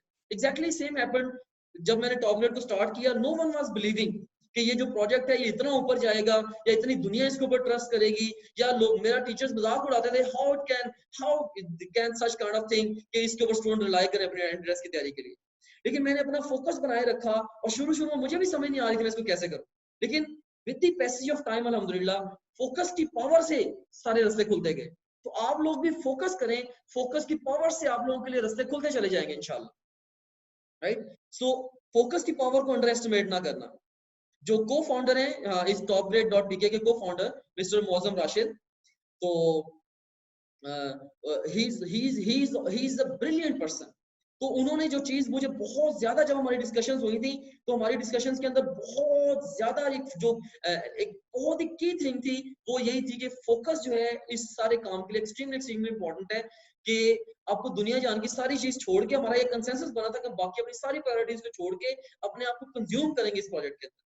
तो सेम मैं आपको कहूंगा कि जब तक आप बाकी चीजों को छोड़ के आप इस एंट्री टेस्ट के ऊपर फोकस नहीं करेंगे, आपको सक्सेस नहीं मिलेगी, ठीक है। और फिर नॉट टेकिंग एग्जाम सीरियसली, ये भी एक बड़ा मसला है, ठीक है, कि एग्जाम को सीरियस नहीं ले रहे। सो ये सेम मसला है बेसिकली, लेकिन इसको डिफरेंट डिफरेंट वर्ड्स में बच्चे डिस्क्राइब कर देते हैं। Non serious attitude, over confidence, laziness, poor focus, not taking exam seriously, and so and so. तो अब इसका सोल्यूशन क्या है? You have to learn to take the responsibility of your own actions. आपने अपने एक्शंस की जिम्मेदारी खुद लेनी है। जो नाकाम लोग होते हैं ना, वो हमेशा ऐसा करते हैं, जब नाकाम होने के बाद कहते हैं अगर उस वक्त ऐसा हो गया होता तो मैंने कामयाब हो जाना था, उस वक्त मेरी फैमिली ने ये ना किया होता तो मैंने कामयाब हो, उस वक्त टीचर ने मुझे पढ़ा दिया होता मैंने कामयाब हो जाना था, ठीक है। और कामयाब लोग क्या कहते हैं? वो ये कहते हैं मेरे पास कुछ नहीं था, लेकिन मैंने मेहनत, कोशिश, लगन, जिद्दोजहद और अल्लाह की मदद से ये हासिल कर लिया, ठीक है भाई। जो भी अवामिल हैं, जो भी फैक्टर्स हैं आपकी लाइफ के अंदर, जैसे भी आपकी जिंदगी है, जैसे भी आपके पेरेंट्स हैं, जैसे भी आपके सिबलिंग्स हैं, जैसे भी आपके हालात हैं, आज से 10 साल के बाद जिंदगी आपने गुजारनी है। You have to held yourself responsible for your own actions, ठीक है। आप खुद अपने एक्शंस के जिम्मेदार हैं, आपने अपने एक्शंस की जिम्मेदारी लेनी है। सो बी अ रिस्पांसिबल स्टूडेंट। अभी से जिम्मेदारी ले यार, ये एंट्री टेस्ट है, मेरी जिंदगी का सबसे बड़ा एग्जाम है, और मैंने इसके लिए भरपूर तरीके से तैयारी करनी है। फिर कॉज नंबर 5 क्या है? Lack of vital skills. Lack of vital skills, for example book reading, daily time management, stress management, test taking. अब देखें कितने सारे बच्चे कह रहे थे हमें टेस्ट में टाइम नहीं मैनेज हुआ, या वैसे टाइम नहीं मैनेज हुआ, या हमें पढ़ने का तरीका नहीं आता था, कॉन्सेप्चुअली पढ़ नहीं सके। कितने सारे प्रॉब्लम्स इसके गिर्द आए आज। ठीक है, देखिए कि ये एक बड़ा अहम तरीन ये कॉज ऑफ फेलियर है। ठीक है, कि आपके पास वो स्किल्स ही नहीं है। मतलब स्टीफन आर कवी अपनी किताब में लिखता है कि किसी भी काम के मयार को जांचने के लिए 3 अल्फाज बोले जाते हैं: अच्छा, बेहतर और बेहतरीन। तो आप जो भी काम कर रहे हैं वो अच्छा कर रहे होते हैं। फॉर एग्जाम्पल जैसे आप अगर बुक को पढ़ रहे हैं तो मे बी आप जिस तरीके से पहले पढ़ रहे हैं वो अच्छे तरीके से पढ़ रहे हैं, लेकिन अगर आप फोकस करें तो आप ग्रेजुअली बेहतर और बेहतरीन की तरफ जा सकते हैं। ग्रेजुअली आप बेहतर और बेहतरीन की तरफ जा सकते हैं। सो अब जब भी बुक को पढ़ते हैं तो आप ये अपने आप से ये सवाल पूछें कि इससे भी ज्यादा बेहतर तरीका बुक पढ़ने का कौन सा है। क्या मैं अपने एमसीक्यूज को पहले अटेम्प्ट करके बुक पढूं, या एमसीक्यूज अटेम्प्ट करने के बाद मैं बुक पढूं? बुक पढ़ते हुए किन चीजों को मैं अंडरलाइन ओवरलाइन हाइड करूं, या किन वर्ड्स के ऊपर मैं स्टार लगाऊं, या कब मैं टेबल और फ्लो शीट बनाऊं? ठीक है, किस तरह से मैं अनइम्पोर्टेंट एरियाज को आइंदा रिवीजन के लिए क्रॉस करूं, किस तरह से फास्ट रिवीजन एनेबल करूं। देखिए एक किताब को पढ़ने के लिए इतनी ये ठीक ठाक एक स्किल है, और जो कि बल्कि टाइम लगता है स्किल को डेवलप करने में। सेम डेली टाइम मैनेजमेंट के अपने अपने इसकी स्किल है कि रोजाना की बिना पे आप किस तरह से अपने अपना आपने शेड्यूल बनाया हुआ है, राइट। उसके बाद फिर टेंशन जब आपको होती है, इसकी अपनी स्किल है। और टेस्ट टेकिंग ये अपनी। तो आपने क्या करना है, जो भी आप काम कर रहे हैं ना, आप एक मुसलसल अपने दिमाग में एक अप्रोच ऐड कर लें कि क्या इस काम को करने का इससे बेहतर तरीका भी है। वैसे इंशाल्लाह ये जो स्किल्स हैं, मैंने आगे बढ़ते हुए जो टॉप ग्रेड के स्टूडेंट्स हैं उनके साथ हर मंडे को मैं सेशन लेता हूँ स्किल्स के ऊपर। अब इंशाल्लाह ये जो मंडे आ रहा है, कल की मेरी मीटिंग है उनके साथ, उनको मैं सिखाऊंगा बुक रीडिंग। मेरा पूरा 1 घंटे का लेक्चर है सिर्फ बुक रीडिंग के ऊपर, और ये बुक रीडिंग मैंने तकरीबन 15 साल में सीखी है। 15 साल में मैंने सीखा है कि किताब को पढ़ते कैसे। मैं इंशाल्लाह कल वो सिखाऊंगा। तो बहरहाल ये बहुत ही ज्यादा इंपॉर्टेंट और वाइटल स्किल्स हैं। ये अब लिस्ट बना लें। आपने अच्छी बेहतरीन तरीके से किताब पढ़नी सीखनी है, बेहतरीन टाइम मैनेजमेंट करना सीखना है, बेहतरीन तरीके से टेंशन को मैनेज करना सीखना है, और बेहतरीन तरीके से आपने टेस्ट को अटेम्प्ट करना सीखना है। ठीक है, तो ये बड़ी इंपॉर्टेंट स्किल्स हैं। इनकी लिस्ट बना के ये आप पॉइंट नोट कर लें।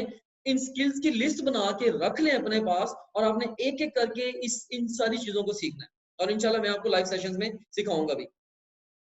तो आ, है जुस्तजू के खूब से खूब तर कहां। ठीक है, तो आपने हमेशा जो भी काम कर रहे हैं बेहतर से बेहतरीन की तलाश के अंदर आपने रहना। ऑलराइट, सो ये कॉज नंबर 5 था। कॉज नंबर 6 क्या है?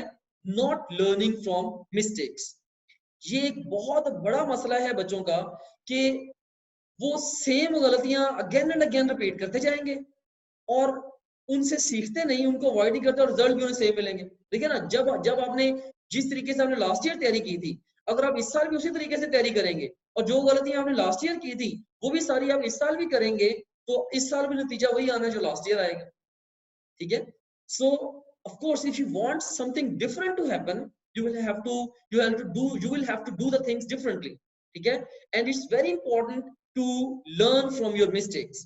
so ये भी एक पॉइंट मेरा नोट कर लें। आप में से हर एक बच्चा अपनी गलतियों की लिस्ट बनाए कि लास्ट ईयर में इस वजह से फेल हुआ, या जो मैं कॉजेज बता रहा हूँ इन कॉजेज में से आप अपनी गलतियां नोट करते जाएं। हो सकता है कि 10 कॉजेज सारे बच्चों को ना हो, इन 10 में से कोई से 3, 4 या 5 आपके कॉजेज हो। आप उनको नोट करें और फिर बैठ के प्लानिंग करें, यार मैंने किस तरीके से आइंदा ये गलती नहीं करनी। ठीक है, उसके ऊपर वर्क करें, और जब तक आप वर्क नहीं करेंगे ऑफ कोर्स काफी सारा चांस है वो मिस्टेक सेम आपकी रिपीट हो जानी। ठीक है तो इसका सोल्यूशन देखिए क्या है। Mistakes happen, that's life. जिंदगी है, गलती हो जाती है, हर एक से हो जाती है। तो आप कह सकते हैं no no I don't do mistake, I will not do this mistake, कि सिली मिस्टेक्स है, जैसे बच्चे ने भी बताया उसने रॉन्ग फीलिंग कर दिया व्हाट्सएवर। तो बहुत सारे बच्चे कहते हैं नहीं नहीं मैं तो बड़ा स्मार्ट हूं, मैं से ये गलती नहीं हो सकती। ठीक है, बट यू नो हर इंसान से गलती वो वाली हो सकती है। ठीक है, हर बंदा ये गलती, एक सादा सी चीज है ना, सादा सी गलती है, वो इवन बहुत एक्स्ट्राऑर्डिनरीली ब्रिलियंट इंसान से भी वो गलती हो सकती है। ठीक है, तो हमेशा गलती हो जाती है, दैट्स लाइफ। लेकिन repeating the same mistake, that's stupidity. ठीक है, एक ही गलती अगर आप बार बार रिपीट कर रहे हैं तो ये स्टुपिडिटी है। ठीक है, दिस इज एब्सोल्युटली स्टूपिड। आपने सेम गलती को रिपीट नहीं करना। इस चीज को आपने देखिए रियल लाइफ में यूज कैसे करना है। आपने एक टेस्ट दिया, मे बी आपने पूरे एक यूनिट का टेस्ट दिया, टेस्ट के बाद आपने तजिया किया, यार इस टेस्ट में मेरे नंबर क्यों कम आए, क्या मैंने बुक को सही नहीं पढ़ा, क्या मैंने सर के लेक्चर को नहीं सुना, क्या मैंने रिवीजन नोट्स को नहीं पढ़ा, क्या मैंने बुक को जब पढ़ा था तो मैंने उसके अंदर ग्राफ पे फोकस नहीं किया, डायग्राम पे फोकस नहीं किया, या सो आप अब या मैंने टेस्ट अटेम्प्ट करते हुए जल्दी की, या मैंने क्वेश्चंस को क्रिटिकली रीड नहीं किया, या मैंने क्वेश्चंस को अटेम्प्ट करते हुए चारों ऑप्शंस का नहीं पढ़ा। तो जो भी वजह है आप लिस्ट करें, हर टेस्ट के बाद लिस्ट करें, चार ये वजह इसके अंदर मेरे नंबर कम आए हैं, चलो इनके बाद में आइंदा मैं इसको और बेहतर कर लूंगा, आइंदा और बेहतर कर लूंगा। तो इस तरह से डे इन डे आउट आपने अपनी गलतियों से सीखते चले जाना है। एज एंट्री टेस्ट स्टूडेंट आपका कमाल इस बात के अंदर है कि how well you anticipate the problems which you are going to face on your exam and you prepare for those problems once you are on the exam. एक दफा हम इम्तिहान में जाके बैठ गए हैं, अब आपका कमाल इस बात के अंदर है कि आपके पास जो भी नॉलेज और स्किल्स हैं उनको यूज करते हुए मैक्सिमम स्कोर आप कैसे लेते हैं, right. So this is important. So it's extremely important lesson of the day मैं इसको कहूंगा, you don't have to make the same mistakes. आपने पिछले साल जो गलतियां की वो भी सारी लिस्ट करो, रोजाना की बिना पे जो गलतियां कर रहे हो रोज बैठ के अपना मुहासबा करो, खुद 15 मिनट बैठो, सोचो यार आज के पूरे दिन में मैंने टाइम मैनेजमेंट में क्या गलती की, कहाँ मैंने टाइम को वेस्ट किया, बुक के पढ़ने में मैंने क्या गलती की, राइट। सो और जब आप डेली बेस पे अपना मुहासबा खुद करेंगे ना, तो आप देखना कि एक हफ्ते के बाद आपको ऐसे जबरदस्त नताइज मिलने शुरू होंगे, आपको फील होगा कि आप एक जीनियस स्टूडेंट में ट्रांसफॉर्म हो गए, ठीक है। सो 1000 माइल्स जर्नी जो है ना वो भी एक कदम से शुरू होता है, ठीक है। तो आपने स्टेप बाय स्टेप छोटे छोटे गलतियों को करेक्ट करते करते अपने आप को एक बहुत ज्यादा पावरफुल इंडिविजुअल बना लेना, ठीक है। जो आपकी ग्रोथ है ना लाइफ के अंदर वो बैम्बू लाइक होनी चाहिए। एक आम दरख्त होता है, एक बैम्बू का दरख्त होता है। पहले साल में आम का जो बैम्बू, जैसे एक तरफ मैंगो का दरख्त है और एक तरफ मे बी क्या है कि बैम्बू है, ठीक है। बैम्बू अगर दोनों को एक ही टाइम पे प्लांट करेंगे, बैम्बू पहले साल में हार्डली जब वो मे बी कोई 1-2 फीट की रेंज में रहता है, और जो मैंगो का ट्री है वो पहले साल में कई मीटर पे निकल जाता है, फिर दूसरे साल में भी बैम्बू वहीं पे रहता है, मैंगो और ऊपर चला गया, तीसरे साल में भी ऐसे होता है, चौथे पांचवें साल में जाके एकदम से बैम्बू इतनी हाइट निकालता है कि बाकी सारे दरख्त उसके मुकाबले में छोटे लगते हैं, राइट। रीजन क्या है, वो अपनी जड़ों को मजबूत करता है, वो अपनी जड़ों को मजबूत करता है। तो आपको भी मैं यही सजेस्ट करूंगा कि आपने छोटी छोटी गलतियों को फोकस कर करके आपने आपने अपनी रूट्स को स्ट्रॉन्ग कर लेना है। देखना अगर आप डेली बेस पे अपनी गलतियों को करेक्ट करते जाओगे ना, आपकी एज अ स्टूडेंट फाउंडेशन इतनी सॉलिड हो जाएगी कि उसके बाद आपका सही स्किल्ड बच्चे का आपके 2 घंटे लगाए, आम दूसरे बच्चे के जो कि लर्नेड इनफ नहीं है, जिसने अपनी गलतियों से नहीं सीखा, उसके 10 घंटे लगाए बराबर हो, ठीक है। तो जो आपकी एफर्ट्स हैं फिर ये एक्सपोनेंशियल वे में आपको इनका फ्रूट मिलना शुरू हो जाएगा। So this is extremely important. So once again, mistakes happen. That's life. Repeating the same mistakes, that's stupidity. तो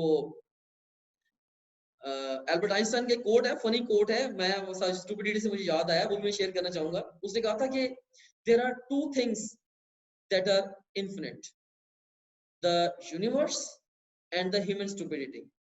और साथ उसने ऐड किया, I'm not sure about the human stupidity.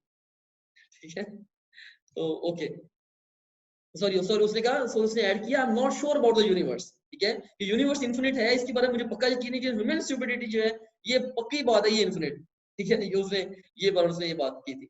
Okay, अब हम नेक्स्ट मिस्टेक पे चलते हैं। कुछ और स्टूडेंट्स आए हैं, इनको भी मैं एडमिट कर लूं। ओके, नेक्स्ट मिस्टेक पे चलते हैं, लैक ऑफ प्लानिंग या पुअर प्लानिंग। या तो प्लानिंग कर ही नहीं रहे या बिल्कुल पुअर प्लानिंग कर रहे हैं। ये बहुत इंपॉर्टेंट है। कितने सारे बच्चों ने यही बताया सर हमसे स्टडी प्लान ही नहीं हुई, प्लान ही नहीं कर सके, ठीक है। तो प्लान वाइजली, ठीक है। Remember an hour of planning can save you 10 hours of doing. बहुत सारे बच्चे बगैर प्लानिंग के एकदम से बस जैसे उनकी जिस तरफ वो आवाज चलती है उस तरफ को चलना शुरू कर देते हैं। जो स्मार्ट स्टूडेंट्स हैं वो हमेशा प्लान करते हैं, प्रायोरिटाइज करते हैं, और डेली बेस पे अपनी प्लानिंग को वॉच करते रहते हैं, कहीं इसमें एडजस्टमेंट करने की जरूरत नहीं है। तो आपने बहुत ही वाइजली प्लान करना है। तो इसमें देखिए ये एक साइकिल मैंने बनाया है, इसको जरा समझ लें कि आपने सबसे पहले आपने एनालाइज करना है। इस वक्त आप अपने आप को एनालाइज करें, यार मेरे कौन से सब्जेक्ट्स वीक हैं, कौन से चैप्टर्स वीक हैं, कौन से टॉपिक्स वीक हैं, उनका एनालिसिस का भी मैं आपको भी एक टूल दे रहा हूँ आगे एक टेबल की शक्ल में। और इसके अलावा मेरी पर्सनली मेरी क्या स्ट्रेंथ्स हैं, क्या वीकनेसेस हैं, वीकनेसेस को खास तौर पे फोकस में रखें, राइट। सो अपना पूरा 360 डिग्री अपना एनालिसिस करें, ठीक है, कि आपकी जो कह लेंगे जो स्टडी स्किल्स हैं उनका एनालिसिस करें, आपकी जो जनरल लाइफ स्किल्स है उनका एनालिसिस करें, अपने नॉलेज का, अपने कॉन्सेप्ट्स का टॉपिक एनालिसिस, अच्छा सा एनालिसिस करें, और ये देखेंगे यार कौन कौन सी चीजें हैं जो कि एग्जाम में मेरा स्कोर डैमेज कर सकती है। उन सारी चीजों की एक लिस्ट बनाएं, तसल्ली से बैठ के लिस्ट बनाएं। मे बी ये भी पॉइंट नोट करें कि आपने एक लिस्ट बनानी है कि यार ये 15 20 30 चीजें हैं जो कि मेरे फेलियर का बायस बन सकती हैं। सारी चीजों को लिस्ट अप करें, फिर प्लान करें कि आपने उन सारे के सारे प्रॉब्लम्स जो कि एंटिसिपेट आप कर रहे हैं उनको एक एक करके स्टेप बाय स्टेप आपने किस तरह से सॉल्व करना है, ठीक है, और उसके अकॉर्डिंगली प्रिपरेशन करें। और हर हफ्ते या वक्तन फोक्तन अपनी प्लानिंग, अपने आप को दोबारा एनालाइज करें, हाँ यार ये चीजें थी पहले, ये मसले हल हो गए, अब ये नए मसले हैं, इनको हल करना है। इस तरह से प्लान प्रिपेयर एनालाइज एक साइक्लिक वे में आप आगे बढ़ते चले जाते हैं, और जब इम्तिहान आएगा तो इम्तिहान के आने से इंशाल्लाह कई हफ्ते पहले ही आप 100% तैयार हो चुके होंगे to sit in the exam and ace the exam very well, ठीक है। अब ये देखिए, ये मैंने एक बड़ा पावरफुल एक टेबल बनाया है जी, आप जरा इसको समझ लें कि इस टेबल की मदद से किस तरीके से आपने अपनी प्लानिंग को सुपर स्मार्ट बनाना है। ये मेरी अपनी कह लें कि ये एक इंट्यूशन कह लें या अपनी इनसाइट से मैंने इस टेबल को बनाया, ये किसी की कॉपी नहीं है सच, जो मेरा एक्सपीरियंस है उसको देखते हुए। देखिए, आपकी बुक में अहमियत के लिहाज से जो टॉपिक्स हैं या आपके एमडी कैट के सिलेबस में अहमियत के लिहाज से जो टॉपिक्स हैं वो 3 तरह के। एक जो जिनकी इंपॉर्टेंस हाई है, वेरी इंपॉर्टेंट, दूसरे मीडियम इंपॉर्टेंस के हैं, तीसरे वो टॉपिक्स हैं जिनकी इंपॉर्टेंस लो है। हाई इंपॉर्टेंस वो है जिनमें से पेपर ज्यादा आना है, जैसे बायोलॉजी में सेल बायोलॉजी, ह्यूमन फिजियोलॉजी।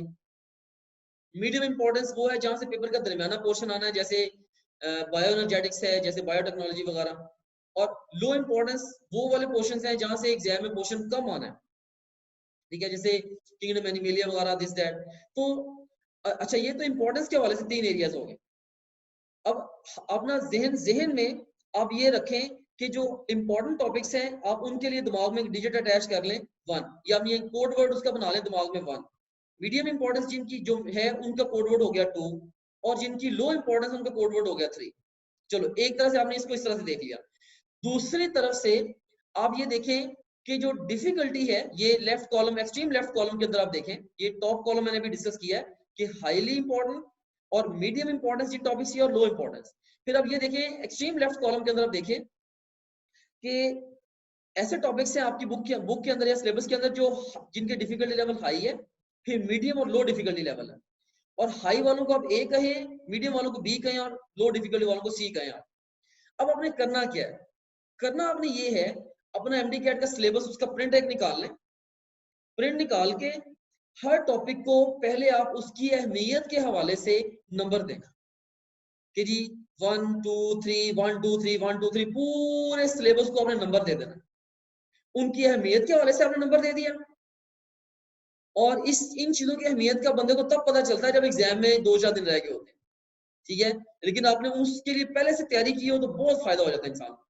तो अहमियत के हवाले से 1 2 3 मैंने इसलिए कोड बना दिया क्योंकि अगर आप हाईली वेरी इंपॉर्टेंट वो लिखने बैठेंगे तो टाइम ज्यादा लगेगा, और तो आपको आपने खुद ही समझना ना, कोड वर्ड बना लें, पूरा सिलेबस का प्रिंट निकालें, हर टॉपिक के साथ आपका कोई ना कोई डिजिट होना चाहिए, 1 2 या 3। ओके हो गया? इस तरह से सारे के सारे सब्जेक्ट्स के टॉपिक्स का आपको पता चल गया, ये मोस्ट इंपॉर्टेंट टॉपिक्स हैं, ये लेस इंपॉर्टेंट है और ये लीस्ट इंपॉर्टेंट। 3 में आपने कैटेगराइज कर लिया।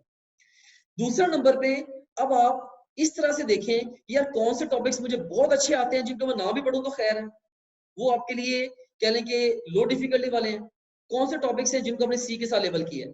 फिर कौन से टॉपिक्स ऐसे हैं जो जिनकी डिफिकल्टी लेवल मीडियम है, मैंने पढ़े हैं लेकिन मुझे पूरे सूरे से आते हैं, पूरा कॉन्फिडेंस नहीं है।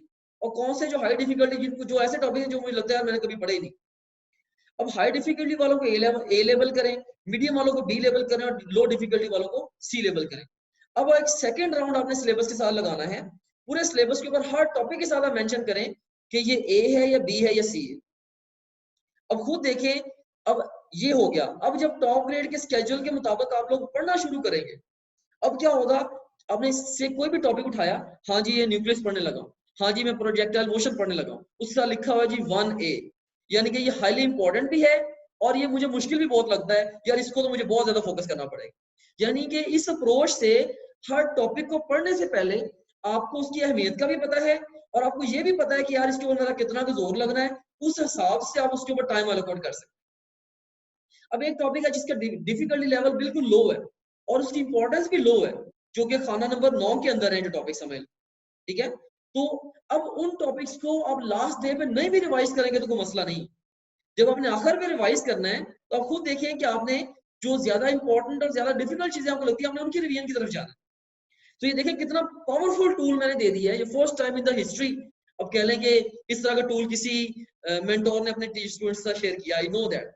इतने सालों से आप लोगों ने कभी मुझे फीडबैक देना अपना जरूर व्हाट्सएप के ऊपर कि इतना जबरदस्त प्रायोरिटाइजिंग टूल कभी आज तक किसी ने दिया आपको। ये मेरा समझ लें कि ये मेरा एक्सपीरियंस है मोर देन अ डेकेड का, जिसको मैंने इसके अंदर सम अप किया है कि आप अपने सिलेबस को किस तरह से जबरदस्त तरीके से प्रायोरिटाइज कर सकते हैं। ओके, सो कंक्लूसिवली पंच लाइन क्या है इस पूरी स्लाइड की? इस स्लाइड की पंच लाइन ये है कि आपने क्या करना है, आपने अपने सिलेबस के सारे टॉपिक्स को इंपॉर्टेंस वाइज और डिफिकल्टी वाइज टैग कर लेना, और जब भी आपने टॉपिक को पढ़ना है तो उसके टैग के मुताबिक उसको टाइम एलोकेट करना। सिंपल सा प्रिंसिपल है, समझ आ गई सबको? जिन बच्चों को जिनका मैं कैमरा देख रहा हूं उनको मैं सारा ला दें जरा, मुझे समझ लग जाए। ये जो हेडफोन लगा के लड़का बैठा हुआ है मोहम्मद नूर, सारा ला दें, समझ आ गई? ओके चलो, दैट्स गुड, दैट्स गुड, ठीक है। तो ठीक है, इसमें ये हमने जबरदस्त एक टेक्निक सीख ली है कि किस तरीके से हम लोगों ने इसके अंदर आगे बढ़ना है। उसके बाद आप फिर देखें कि नेक्स्ट जो कॉज है वो क्या है। नेक्स्ट कॉज है कि selection of poor study resources. Resources में institute, instructor, books, live classes सब कुछ आता है कि बच्चे जो है वो पुअर रिसोर्सेज सिलेक्ट कर लेते हैं। ये बहुत बड़ा मसला है। अब आज कितने सारे बच्चों ने कहा है सर मैंने गलत एकेडमी ज्वाइन कर ली, या टीचरों ने गलत पढ़ा दिया, टेस्ट ज्यादा मुश्किल होते थे, मुस्तरफ लग जाते थे, फोकस बुक्स को सही नहीं किया। अब देखिए कितने सारे बच्चों के मसले इस प्रॉब्लम के गिरते, ठीक है। भाई सही चीज को पढ़ना या सही रिसोर्स आपके हाथ में होना ये एक्सट्रीमली इंपॉर्टेंट है। अगर गलत रिसोर्स के ऊपर आपने 20 घंटे भी लगा दिए वो जाया है आपके। तो इसीलिए सोल्यूशन इस मसले का क्या है कि हमेशा जब भी आपने कोई स्टडी रिसोर्स चूज करना है, बहुत सेंसिबली रिसर्च करके उस रिसोर्स को चूज करना। भेड़ चाल में नहीं जाना यार सारे इस एकेडमी को ज्वाइन कर रहे हैं तो मैं भी ज्वाइन कर लेता हूँ, ठीक है, सारे ये बुक पढ़ रहे हैं तो मैं भी पढ़ लेता हूँ। याद रखना इस पेपर में एमडी कैट में सिलेक्ट वो होते हैं जो डिफरेंट है, जो सारों के साथ चलते हैं वो नहीं होते, ठीक है। तो आप लोगों ने अपने गट्स पे बिलीव करना है, अपने आप पे बिलीव करना है, और अपनी रिक्वायरमेंट्स को समझ के आप लोगों ने इसके अंदर अपने सही रिसोर्सेज को चूज करना है।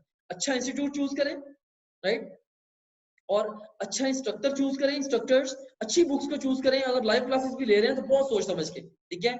वैसे तो इंशाल्लाह जो टॉपनेट का सिस्टम है फेथ इन मी कि ये जबरदस्त कंक्रीट किस्म का सिस्टम है जो कि ऑल एंगल से आपको बड़े अच्छे तरीके से तैयार करता है। ये बहुत ज्यादा मेहनत से तैयार हुआ है, लाइक आप इस पे बिलीव, ये बहुत ही अच्छा। हमने ये जो मसला है ना रिसोर्सेज वाला, ऑफ कोर्स सिंपली इसका सोल्यूशन ये भी है जस्ट ज्वाइन टॉप ग्रेड, जिसका स्ट्रेट सोल्यूशन है। इंशाल्लाह हम आपको बेस्ट पॉसिबल वे में और लीस्ट एक्सपेंसिव वे में कैरी करेंगे और क्विकेस्ट पॉसिबल वे में, स्मार्टेस्ट पॉसिबल वे में आपको तैयारी करा देंगे, ठीक है। ओके, तो already we are having thousands of students जिन्होंने अपना ट्रस्ट दिया है हमें, और अल्हम्दुलिल्लाह बहुत स्ट्रॉन्ग रिमार्क्स दिए हैं अबाउट आवर सिस्टम। 9वें नंबर पे जो कॉज है दैट इज फ्रेंड्स, ठीक है, आपके दोस्त। Be careful when it comes to make friends, ठीक है। Surround yourself with people who make you a better person. कई दफा बच्चे क्या करते हैं, वो ऐसे बच्चों के साथ दोस्तियां कर लेते हैं जिनको पता है यार ना उनका एडमिशन होना है, ना वो एम्बिशियस हैं, तो वो उनके साथ, आप देखिए एक बच्चा है जिसका स्कोर बहुत अच्छा है, मे बी 1020 है, और उसकी दोस्ती होगी एक ऐसे बच्चे के साथ जिसके मे बी 750 मार्क्स है, खासतौर पर एंट्री टेस्ट के दिनों में। वैसे दोस्ती आप रखें पर्सनली, वो डिफरेंट है, लेकिन अगर आपको उठना बैठना उन दिनों में उस बच्चे के साथ हो जाएगा ना, उसको तो पता है यार मेरा एडमिशन नहीं होना, तो वो सिर्फ और सिर्फ आपको डैमेज करेगा, ठीक है। वो अगर आपके साथ सिंसियर भी है, स्टिल समहाउ उसका इन्फ्लुएंस आपके ऊपर आ जाएगा, ठीक है। तो इसीलिए आपने उन लोगों के साथ इन टच रहना है, अपने एंट्री टेस्ट की तैयारी के दौरान उन लोगों के साथ अपने आप को घेरे रखना है जो आपके अंदर जज्बा बेदार कर रहे हैं और आपके अंदर आपको डे इन डे आउट एक बेहतर से बेहतर स्टूडेंट बना रहे हैं। जैसे आई वुड से मेरे साथ आपने इन टच रहना है, I am your friend is well, ठीक है, मेरे साथ इन टच रहे, मैं आपको इसके अंदर आपको देखिए अच्छे इन्फ्लुएंस दूंगा, आपको सही डायरेक्शन में लेके जाऊंगा, ठीक है। उसके बाद ये प्रॉब्लम है। और ये देखिए एक और जो लास्ट प्रॉब्लम है 10th प्रॉब्लम, वो क्या है, जैसे भी किसी बच्चे ने कहा भी था सर मेरे पास प्रॉपर स्केड्यूल भी नहीं था, बल्कि ये भी 15-20 बच्चों ने ये प्रॉब्लम भी दिया है कि स्केड्यूल नहीं था।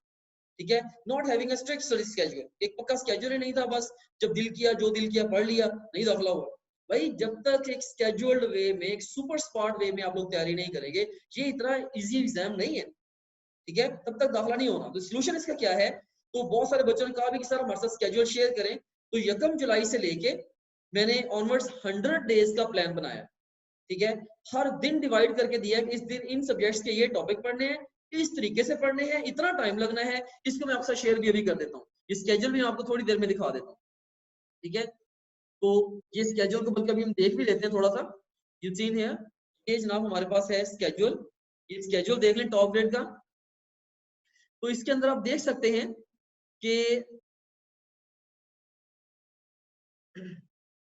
ये देखें, इस स्केड्यूल में आप देख सकते हैं कि बेसिकली ये 1 जुलाई से 1 जुलाई से लेके 8 अक्टूबर तक जाएगा, ये वाला जो प्लान है, ये 100 डेज का प्लान है।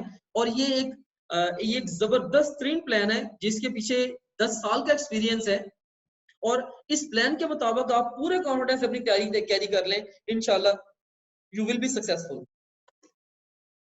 इसके अंदर देखें, इस प्लान में यहाँ पे डेट है, फिर डे नंबर है, टास्क नंबर है, फिर सब्जेक्ट है, सेक्शन है, सब सेक्शन है, टास्क की डिस्क्रिप्शन है, टाइम है और टोटल टाइम है।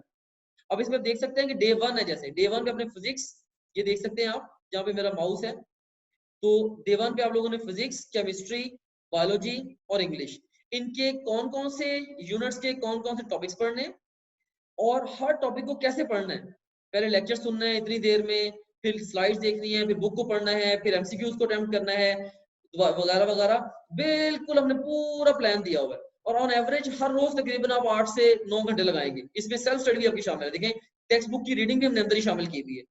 सिर्फ आप इस प्लान के साथ स्टिक कर जाएं, सिर्फ उस दिन के काम पे फोकस करें, आज का काम कल में मत छोड़ें, क्योंकि सियानों की कहावत भी है।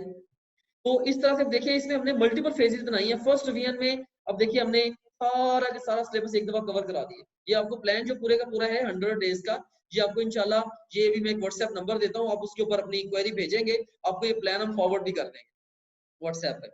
इसका प्रिंट निकाल के अपने पास रख लेना और जो जो चीजें आप करते जाओ बस टिक करते जाना, तो लेयर बाय लेयर इंशाल्लाह आपकी तैयारी जब मुकम्मल हो जाएगी, ठीक है। It does make sense. तो इसके अंदर मल्टीपल रिवीजन हैं, ये ओवरऑल इसमें 5 रिवीजन इसमें प्लान, उनका मैं ओवरऑल स्ट्रेटजी आपको भी एक स्लाइड के थ्रू दिखाता हूँ। लेकिन बहरहाल ये वाला प्लान है जो कि आप लोग जो वो ले सकते हैं व्हाट्सएप के थ्रू।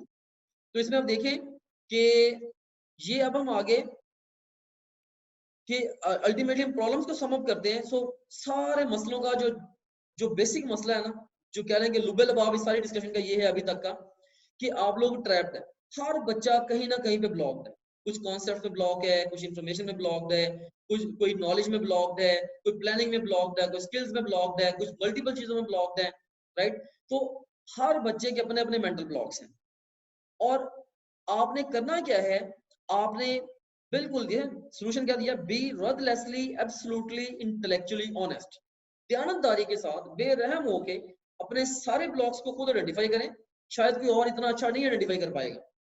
और उसके बाद फिर एक लर्निंग की एटीट्यूड डेवलप करें, यार मैंने इन सारे मसलों को हल करते हुए आगे बढ़ना है। इस साल तो टाइम भी प्लेंटी ऑफ टाइम मिल गया हुआ है। तो अगर बहुत सारे बच्चे ये कह रहे हैं कि इस दफा तो रिपीटर आ गए, तो रिपीटर को एडवांटेज मिल जाएगा, तो दिस दैट, तो लेकिन इसके अंदर ये देखिए आप कि आपके पास फ्रेशर्स के पास भी रिपीटर्स जो है यहाँ से मार खा सकते हैं, ठीक है। और फ्रेशर्स के पास अब ज्यादा अपॉर्चुनिटी आ गई है कि उनके पास प्लेंटी ऑफ टाइम है, तो वो इस टाइम के अंदर आपको बीट करने की सलाहियत भी रखते हैं, ठीक है। काफी हद तक levelling effect, level playing field आ जाएगी कि रिपीटर्स को जो एडवांटेज होता है, शॉर्ट टाइम में रिपीटर बेहतर परफॉर्म कर जाते हैं, तो आपके ऊपर और भी ज्यादा बड़ी जिम्मेदारी आयद होती है कि और भी ज्यादा स्मार्ट वे में तैयारी करो, ठीक है। तो ये सोल्यूशन है। उसके बाद फिर देखें कि ये हमने top 10 causes of failure in MD CAT हमने डिस्कस किए, ठीक है। अब हम डिस्कस करते हैं preparing for MD CAT with top grade dot PK in 100 days, 100 दिन में ओवरऑल हमने तैयारी कैसे करनी है, स्केड्यूल मैंने आपको दिखाया था। अब ये देखिए ये एक पिरामिड है, ठीक है। इस पिरामिड में ये टॉप वाला जो सेक्शन है ये 66 डेज को शो करता है, सेकंड सेक्शन 19 डेज को शो करता है। मैं यहाँ पे राइट कर देता हूँ, चले आपकी सहूलत के लिए, ये सेक्शन नंबर 1 66 डेज को शो करता है, सेक्शन नंबर 2 ये 19 डेज को, सेक्शन नंबर 3 5 डेज को, और सेक्शन नंबर 4 2 डेज को, सेक्शन नंबर 5 अगेन 5 डेज को, सेक्शन नंबर 6 जस्ट 3 डेज। तो इसमें देखें कि ये ओवरऑल 100 डेज का प्लान है, ठीक है। तो अब देखें कि आज के दिन आपके पास काफी सारा टाइम अवेलेबल है एक एक टॉपिक के लिए। जैसे जैसे आप एग्जाम की तरफ जाते जाएंगे तो आपके पास जो टाइम है वो शॉर्ट होता जाना है, ठीक है। तो इसी तरीके से इसी टाइम की रिक्वायरमेंट को, इसी फिलॉसफी को मद्देनजर रखते हुए ये मैंने प्लान ओवरऑल जनरेट किया है, ये मैं आपके सामने एक्सप्लेन कर रहा हूँ। इस प्लान के तहत आपकी जो फर्स्ट रिवीजन है, जो कि कोचिंग सेशन होगा 66 डेज का, इसमें मुकम्मल टीचिंग और testing according to the given schedule, और साथ 2 फुल लेंथ पेपर्स आपसे ले लिए जाएंगे। उसके बाद सेकंड रिवीजन होगी, इसको हम टेस्ट सेशन बोलेंगे, जो कि 19 डेज का होगा, टॉपिक वाइज होंगे, ये टॉपिक वाइज टेस्ट होंगे 19 डेज के, ठीक है। यानी कि आप हमने टॉपिक वाइज डिवीजन बना दी हैं और उसके मुताबिक हर सब्जेक्ट को आपने टेस्ट जो दे देने। फिर थर्ड रिवीजन होगी आपकी टेस्ट सेशन के अंदर, वो होगी 5 डेज की, जिसमें आपने क्वार्टर सिलेबस टेस्ट देने, यानी कि उसके अंदर हर सब्जेक्ट के सिलेबस को आपने 4 हिस्सों में डिवाइड किया, तो आपने ये 4 टेस्ट देने, और ये ऑफ कोर्स इसके अंदर एक संडे होगा, तो 5 दिन में ये भी आप काम करेंगे। उसके बाद फिर फोर्थ रिवीजन जो है वो टेस्ट सेशन है। अच्छा, संडेज में सारे स्केड्यूल के अंदर मैंने ये रखा हुआ है कि हर संडे को आपने क्या करना है, हर संडे को आपने प्रीवियस जो काम आपने जो भी पिछले हफ्ते में किया बस उसको रिवाइज करना। संडे को मैंने और कोई काम एलोकेट नहीं किया। आपकी फ्रीडम के लिए मैंने जो अशूरा की वेकेशंस हैं और इसके अलावा जो ईद की हॉलीडेज हैं उनको मैंने बिल्कुल फ्री रखा हुआ है, उसमें आप बिल्कुल एंजॉय करें, भले एक लफ्ज भी ना पड़े, कोई प्रॉब्लम नहीं है, ठीक है। ये 5 दिन टोटली फ्री हैं, संडेज ऑप्शनल है, अगर आप रिवाइज कर लें तो और भी आपके लिए अच्छा हो जाएगा। जो आपने पिछले हफ्ते में पढ़ा है उस पूरे को हफ्ते में एंड वाले दिन रिवाइज कर लें, भले 3-4 घंटे लगा लें, फुल डे ना भी लगाएं 8-10 घंटे, लेकिन रिवाइज कर लें। और इस तरीके से आप लोगों ने आगे बढ़ते जाना है। फिर फोर्थ रिवीजन जो होगी टेस्ट सेशन में, ये हाफ सिलेबस टेस्ट की है, यानी कि पूरे एमडीकैट के सिलेबस को हमने 2 हिस्सों में डिवाइड कर देना, उसके 2 टेस्ट हो जाएंगे। फिर फिफ्थ रिवीजन जो होगी ये होगी फुल सिलेबस टेस्ट की। फुल सिलेबस टेस्ट की यानी कि आपने ये 5 दिन इसलिए रखे हैं कि हर सब्जेक्ट का आपने पूरे सिलेबस का टेस्ट देना है, यानी कि आपने टॉप ग्रेड से फिजिक्स का सब्जेक्ट चूज किया, उसके ऑल सेक्शंस और ऑल सब सेक्शंस चूज करके आपने 200 सवालों का टेस्ट देना है। और इस तरह से आप लोग हर सब्जेक्ट का रोज, अब पहले हम फोकस करते रहे ना, अब तक जितने भी प्लान चले हैं ना, यहाँ तक रिवीजन जितनी भी चली है, इन सब के अंदर एक ही चीज कॉमन है। वो क्या कॉमन है? सबके अंदर ऑल 4 सब्जेक्ट्स हम डेली डील कर रहे हैं, ऑल 4 सब्जेक्ट्स डेली बेस पे डील कर रहे हैं। तो अब फिफ्थ रिवीजन एक स्पेशल रिवीजन है, जिसके अंदर आपने एक दिन में एक सब्जेक्ट पे फोकस करना है, यानी कि एक दिन आप पूरा दिन क्या करेंगे, सिर्फ फिजिक्स पढ़ेंगे और एंड पे आप फिजिक्स को रिवाइज करेंगे और फिजिक्स का टेस्ट दे देंगे। वो भी हमने जैसे तरीके बताया हुआ उसके अंदर, और ये हमने उसके अंदर जो प्लानिंग दी है बड़ी रियलिस्टिक है, बड़ी सोच समझ के बनाई है। अब उस प्लान के साथ एक होता है ना, आप ऐसे प्लान बना लेते हैं कि उनके साथ स्टिक नहीं किया जाता, तो ये ऐसा प्लान है जो रियलिस्टिक है, बहुत सारे बच्चे सक्सेसफुली इसको इंप्लीमेंट कर रहे हैं। फिर फिफ्थ रिवीजन चाहे वो टेस्ट सेशन 5 दिन में ये फुल सिलेबस टेस्ट की है, और उसके बाद लास्ट पे क्या करेंगे आप लोग, 3 असर इम्तिहान जैसे पेपर दे देंगे, ठीक है। 100 डेज के बाद फिर भी आपके पास तकरीबन रफली एक आध महीना बचेगा, उसके अंदर आपने क्या करना है, अब आपको इस सारे प्लान के बाद अब आपने फर्दर उस वक्त दोबारा अपना एनालिसिस करना है इसके बाद कि अच्छा मेरी अब ये वाली कमियां कुताहियां रह गई हैं, अब इनको मैं इस तरीके से फोकस करूं, अगले 1 महीने में मजीद आप इनको प्लग कर लेना। यकीन माने, अब देखिए कि 100 डेज का मैंने प्लान दिया है, डेली आपने 8 घंटे लगाने हैं सेल्फ स्टडी के ऊपर, सारी सेल्फ स्टडी है, अकेडमियों की तरह ये नहीं कि आप गए हैं टाइम आने जाने वेस्ट किया है, ये टोटल 8 घंटे आपका ऐसे कह रहे हैं कि या लैपटॉप के सामने है, मोबाइल के सामने, या आपकी बुक के सामने, इस तरह के 8 घंटे। अगर डेली आप 8 घंटे लगाएंगे तो आप 100 दिनों में टॉप ग्रेड के मुकम्मल लेक्चर सुन पाएंगे, मुकम्मल रिवीजन नोट्स पढ़ पाएंगे, सारे के सारे क्वेश्चंस अटेम्प्ट कर पाएंगे, 18,700 क्वेश्चंस जो हैं सारे पास क्वेश्चंस इंक्लूड करके। और हर हर हर एक के अंदर हमने डिफरेंट स्ट्रेटजी अडॉप्ट की हुई है, कभी भी आपको पास क्वेश्चंस पे फोकस करा रहे हैं हर फेज के अंदर, कभी इनकरेक्ट क्वेश्चंस पे फोकस करा रहे हैं, तो तरीके से आपको पूरी ये नेविगेशन है। आप लोग खुद इतने स्मार्ट नहीं है कि आप इतना प्रिसाइजली नेविगेट कर पाए, लेकिन इस सेशन के अंदर हमने पूरी नेविगेशन दी है, ठीक है। कि जी पहले आपने लेक्चर सुन के फर्स्ट फेज में ये, हर फेज के अपने ऑब्जेक्टिव्स हैं। पहले फेज में हम आपके बेसिक कांसेप्ट्स बना रहे हैं, दूसरे फेज में हम आपको टॉपिक वाइज आपकी लर्निंग को स्ट्रेंथन कर रहे हैं, तीसरे के अंदर हम आपको काफी सिलेबस को इकट्ठा वाइंड अप करना सिखा रहे हैं तीसरे चौथे फेज में, पांचवें फेज में हर सब्जेक्ट को लहदा फोकस करना सिखा रहे हैं, और फुल लेंथ पेपर्स के जरिए आपको रियल एग्जाम एक्सपीरियंस दे रहे हैं। तो इस तरह से और कभी हम आपको इसमें से कोई फेज ऐसी होगी जैसे हाफ सिलेबस टेस्ट की, जिसके अंदर हम आपको कहेंगे जस्ट इनकरेक्ट क्वेश्चन को यूज करके हाफ सिलेबस टेस्ट क्रिएट करें, जस्ट पास्ट क्वेश्चन को यूज करके आप जो क्वार्टर सिलेबस टेस्ट क्रिएट करें एंड सो ऑन। तो हमने मेक श्योर किया है कि आप हर तरह के क्वेश्चन पूल को आप जो है इसके अंदर यूटिलाइज कर पाए। टॉप ग्रेड के अंदर जो डिफरेंट प्रोविजंस हैं टेस्ट देने की, हमने उसके अंदर मल्टीपल ऑप्शंस रखे हैं to create test in your own way. उसकी वजह यही है कि नेविगेशन वक्तन फक्तन चेंज है, ये इतना ज्यादा डायनामिकली चेंज करना पड़ता है कि एकेडमी कर नहीं पाती। इस वजह से टॉप ग्रेड को हमने बनाया। जैसे एक मैंने क्या बेटा, मैंने बता रहा था बच्चों को, मैंने बेटा टॉप ग्रेड का टेस्टिंग सिस्टम बड़ा जबरदस्त, क्वेश्चन बैंक बड़ा जबरदस्त है। कहते सर क्या जबरदस्त, आप ऐसे गप्पे छोड़ते रहते हैं। मुझे ये कहने लगा, मैंने कहा यार, मैंने कहा ये आप जैसे सोचेंगे ना आपसे वैसे टेस्ट ले लेंगे। क्या सर वाकई जैसे मैं सोचूंगा? मैंने कहा जैसे सोचोगे वैसे टेस्ट ले लेंगे। अब मुझे कहता सर अगर मैं कहता हूँ जी केमिस्ट्री के यूनिट 2 के थर्ड टॉपिक का मैंने टेस्ट देना है, मैंने कहा ले लेगा। कहता सर अगर मैंने केमिस्ट्री के 4 यूनिट्स का इकट्ठा टेस्ट देना है, मैंने कहा वो भी ले लेगा। कहता सर अगर मैं कहता हूँ कि फिजिक्स के जो आखिरी 6 यूनिट है मैंने सिर्फ उनका टेस्ट देना है, मैंने कहा ले लेगा। कहता सर मैं ये चाहता हूँ कि मैंने फिजिक्स के जो 21 टेस्ट दिए हैं 22वां टेस्ट में ऐसा दूं जिसके अंदर 21 टेस्टों में जो मेरे सवाल गलत हुए सिर्फ उन गलत सवालों का टेस्ट में दे सकूं, मैंने कहा वो भी ले लेगा। कहता सर मैं टेस्ट अकेडमी में देते हुए ना निशानी लगाता था टेस्टों को, फिर मैं कभी कभार टेस्ट निकलवा के उनको रिवाइज कर लेता था। तो आपका सिस्टम निशानी लगवा के मुझे उसका टेस्ट उसके उन क्वेश्चन को रिवाइज करा देगा। मैं कहा वहां पे तो आप इतना टाइम लगाते थे ना, पेपर निकलवा के बैठ के क्वेश्चन को ढूंढ ढूंढ के करते थे। जहां पे आप जिस क्वेश्चन में निशानी लगा दोगे, जब मर्जी आपका दिल करे बुक मार्क क्वेश्चन को आप जो क्या कर सकते हो, उनको कॉल करके उनका टेस्ट क्रिएट करके उनसे लर्न कर सकते हो। तो वो कहता है सर मैं ये चाहता हूँ कि न्यूक्लियस के टॉपिक में से पिछले 10 साल में जो एमसीक्यूज आए हैं मुझे उनका मैंने टेस्ट देना है, वो भी हो जाएगा। वो कहता है सर टेस्ट देते हुए जो मैंने अनआंसर्ड छोड़े थे क्वेश्चन उनका, मैंने कहा उनका टेस्ट भी हो जाएगा। वो कहता है सर मैंने फिजिक्स के दोनों से बुक्स का इकट्ठा टेस्ट देना है, वो भी हो जाएगा। देखिए इतनी सारी प्रोविजंस हैं, ये probably one best structure of testing in the world है, बिलीव मी। इससे अच्छा सिस्टम इससे पहले नहीं बना। छोटी मोटी कमियां कुताहियां हो सकती हैं जो कि आप लोगों के फीडबैक से हम day in day out improve कर रहे हैं। पूरी टीम बैठी हुई है, इतने टीचर्स बैठे हुए, इतने इतने ब्रिलियंट लोग इस सिस्टम के पीछे बैठे हुए हैं, डे इन डे आउट हम इसको बेहतर बना रहे हैं। ठीक है, छोटी मोटी कमियां कुताहियां होंगी, लेकिन इस वक्त भी इस सिस्टम को हजारों स्टूडेंट वैलिडेट कर चुके हैं, सैकड़ों स्टूडेंट अच्छे रिजल्ट ले चुके हैं। आप लोग इसके ऊपर ब्लाइंडली बिलीव करें, क्या इंशाल्लाह ये ऑल द वे आपके बेनिफिट में जाएगा। हमारे लिए ये कोई बिजनेस नहीं है, हमारे लिए मेरे लिए ये एक मिशन है।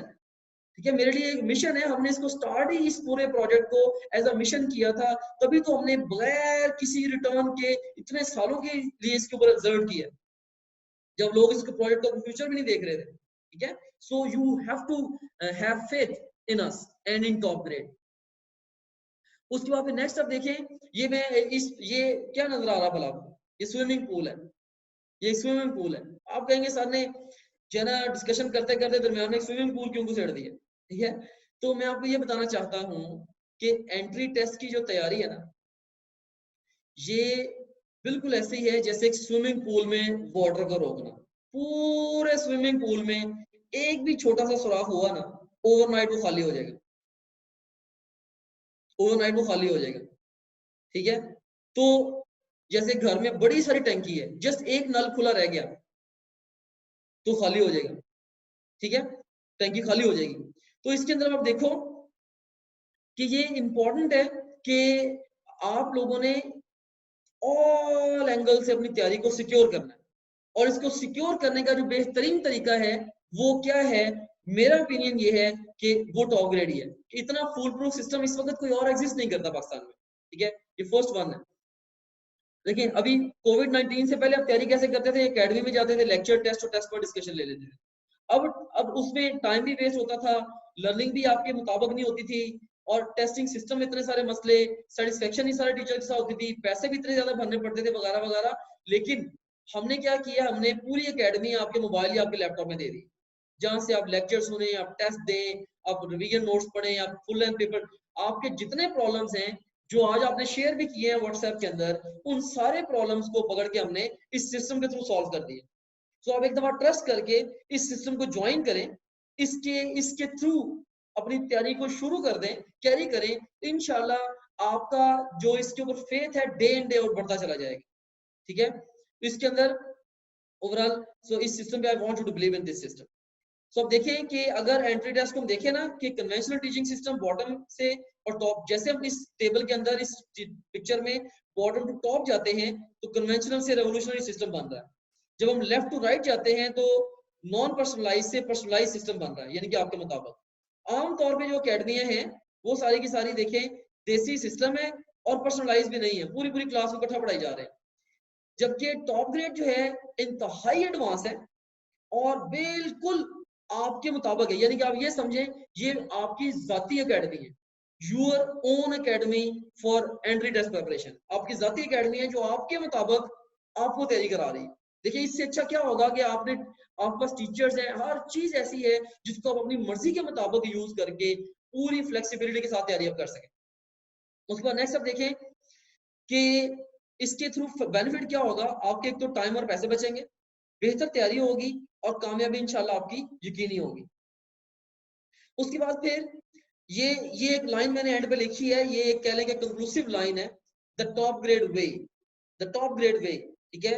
ये यानी कि टॉप ग्रेड का जो एंट्री टेस्ट की तैयारी का तरीका है, it's a consistently effective way which significantly improves your chances of success. ये कंसिस्टेंटली इफेक्टिव वे है और ये आपके जो सक्सेस के ऑड्स हैं, जो आपकी सक्सेस की प्रोबेबिलिटी है, आपकी सक्सेस के जो चांसेस हैं, उसको ये टॉप ग्रेड का जो तरीकाकार है ये एक्स्ट्रा ऑर्डिनरी वे में इंप्रूव कर देता है, right. So top grade way is a consistently effective way. It will significantly improve your chances of success. Maybe जो other ways हैं of entry test preparation या your way that might also be a good way, but that is not a top grade way. ठीक है, जो confidence है वो इतने हजारों स्टूडेंट्स के एक्सपीरियंस के साथ और इतने सारे लर्निंग एक्सपीरियंसेस के साथ मेरा कॉन्फिडेंस अल्हम्दुलिल्लाह इसलिए नहीं कि टॉप ग्रेड डॉट पीके का मैं फाउंडर हूँ, इसलिए क्योंकि इवन बहुत सारे टीचर्स जो एंट्री टेस्ट के टीचर्स हैं उन्होंने अपने बच्चे टॉप ग्रेड से वो तैयारी करवा रहे हैं क्योंकि उनको पता है कि ये सिस्टम कैसे काम करता है। जो एक्सपीरियंस लोग हैं इसको, यानी कि देखे ना कि डॉक्टर है वो उस डॉक्टर के पास अपनी फैमिली को लेके जाएगा जिसके ऊपर उसका ट्रस्ट होगा, उसको पता है ये अच्छा डॉक्टर है। तो अगर टीचर अपने बच्चे हमें दे रहे हैं कि भाई ये हमारे बच्चे यहाँ से पढ़ लें, तो ऑफ कोर्स इसका मतलब ये है कि अच्छी टीचिंग, राइट। ओके, उनको भी हमारे सिस्टम पे ट्रस्ट है। ये टॉप ग्रेड के फाउंडर्स हैं। तो बेसिकली डॉक्टर मौजम, ये आपकी स्क्रीन के राइट साइड पे, लेफ्ट साइड पे मिस्टर मौजम राशिद, हम दोनों ने इस प्रोजेक्ट को फाउंड किया है और बहुत सारे घंटे हमने इकट्ठे गुजार के बहुत सारी प्लानिंग ब्रेनस्टॉर्मिंग कर करके तो फिर हमने इतनी बड़ी टीम के साथ इस प्रोजेक्ट को एग्जीक्यूट किया, व्हिच इज कंटिन्यूअसली एक्सपेंडिंग। ये सारी की सारी टीम है इस पूरे प्रोजेक्ट के पीछे, तो जो कि ये one of the best people in whole country है, ठीक है, जो कि इस पूरे प्रोजेक्ट के बिहाइंड है और इसको पुश कर रहे हैं, very very serious, very very professional. तो तभी तो इतनी कंसिस्टेंट सर्विसेज हम दे पा रहे हैं अल्हम्दुलिल्लाह। सो मैं यहाँ पे शुक्रिया अदा करना चाहूंगा इस वेबिनार के एंड पे अपनी पूरी की पूरी टीम का, जिन्होंने इतना ज्यादा कंट्रीब्यूट किया in the progress of the topgrade.pk। अब कोर्सेज कौन से रिकमेंडेड है फॉर प्री मेडिकल स्टूडेंट्स? ये एमडी कैट पंजाब आप हमसे ले सकते हैं, नम्स या नमडी कैट जिसमें एमडी कैट पंजाब और नम्स दोनों की इकट्ठी तैयारी है, या एकेयू कैंडिडेट्स की तैयारी भी आप लोग कर सकते हैं। ये एमडी कैट के प्री मेडिकल स्टूडेंट्स के लिए मेनली ये कोर्सेज हैं। तो जो अदर प्रोविंसेस के स्टूडेंट्स हैं ये मेनली पंजाब के स्टूडेंट्स के लिए हैं, अदर प्रोविंसेस के स्टूडेंट्स हैं उनके लिए भी of course comparable courses exist करते हैं। अब हमारे पास क्वेश्चन एंड आंसर सेशन है, अगर आपके कुछ सवाल हैं वो मुझसे पूछ लें। तो अगर आप लोगों ने मेरा व्हाट्सएप ग्रुप ज्वाइन करना है या वेबिनार डिस्काउंट अवेल करना है, वेबिनार डिस्काउंट मैंने ये किया है कि जो स्टूडेंट्स अभी वेबिनार अटेंड कर रहे हैं इन स्टूडेंट्स के लिए ऐसा है कि हमारी जैसे नमडी कैट की जो फी है टोटल है वो 25,000, जिसमें नम्स और एमडी कैट की तैयारी है, और एमडी कैट की जो फी है that is 15,000, sorry that is 20,000 total, ठीक है, टोटल 20,000 है, अभी कोविड डिस्काउंट के बाद 15,000 है। पर अभी वेबिनार के जो स्टूडेंट्स हैं तो इन स्टूडेंट्स को मैं अभी ये सेल्स में मैं इंस्ट्रक्शन दे देता हूँ कि नमडी कैट अगर आपने ज्वाइन करना है तो जस्ट 14,000 रुपीज में, और अगर एमडी कैट ज्वाइन करना है तो 12,000 रुपीज में आप ये पूरा प्लान जो मैंने आपको दिया है इसको ज्वाइन कर सकते हैं, ठीक है। ये पूरे 100 डेज का जो प्लान है 1 to all आप ज्वाइन कर सकते हैं, ये मंथली फी नहीं है, ये पूरे सेशन की फी है, राइट। तो इसके लिए आप अपना जो नेम है, सिटी है और एफएससी मार्क्स है इस नंबर पे भेज दें अगर आपने व्हाट्सएप ग्रुप में ऐड होना है, या आपने वेबिनार डिस्काउंट लेना है, या आपने ये जो स्केड्यूल मैंने आपसे शेयर किया है 1 जुलाई वाला, ये स्केड्यूल आपने लेना है। ठीक है। तो इन तीनों क्वेरीज की शक्ल में की सूरत में आपने ये करना है कि इस व्हाट्सएप नंबर पे अपनी इंक्वायरी को भेज दें, तो अल्टीमेटली जो है वो इंशाल्लाह आप लोगों को जो आपकी इंक्वायरी का रिस्पॉन्स जो है वो मिल जाएगा, राइट। तो so that's all about my today's discussion. Student ने बजाय कि इकबाल की पोएट्री से सॉन्ग की फरमाइश कर दी है। एनीवेज ये जो है इकबाल की पोएट्री मैं आपको सुना देता हूँ। मस्जिद तो बना दी शब भर में ईमान की हरारत वालों ने। अंदरून शहर में मस्जिद शब भर है जिसको मुसलमानों ने किसी वजह से ओवर वन नाइट तामीर किया था। ईशा के बाद तामीर शुरू की, फजर की नमाज उसके अंदर पड़ी थी। छोटी सी मस्जिद है। तो इकबाल ने उसके ऊपर शेर कहा था, मस्जिद तो बना दी शब भर में ईमान की हरारत वालों ने, मन अपना पुराना पापी है बरसों में नमाजी बन ना सका। फिर कहता है कि क्या खूब अमीर फैसल को सनोसी ने पैगाम दिया। अमीर फैसल उस वक्त मुसलमानों का अमीर था और सनोसी इटली की बहुत बड़ी सियासी शख्सियत था। कहता है कि क्या खूब अमीर फैसल को सनोसी ने पैगाम दिया, तू नामो नस्ब का हिजाजी है पर दिल का हिजाजी बन ना सका।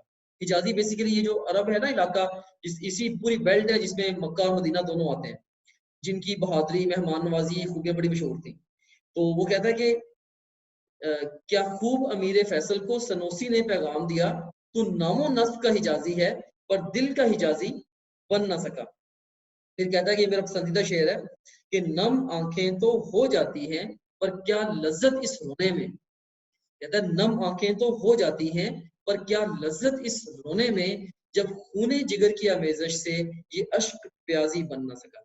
यानी प्याजी पिंक कलर को कहते हैं कि खूने जिगर के मिलने से आंखों के जो आंसू हैं ये अगर पिंक नहीं हुए तो क्या लज्जत इस रोने में। कहता है कि नम आंखें तो हो जाती हैं पर क्या लज्जत इस रोने में, जब खूने जिगर की आमेजश से ये अश्क प्याजी बन ना सका।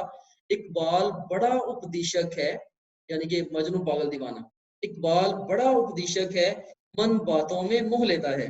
गुफ्तार का ये गाजी तो बना, किरदार का गाजी बन ना सका। I hope that you have enjoyed today's session with me. Thank you very much. May all of you shine like stars in the galaxy of name and fame. Allah Hafiz.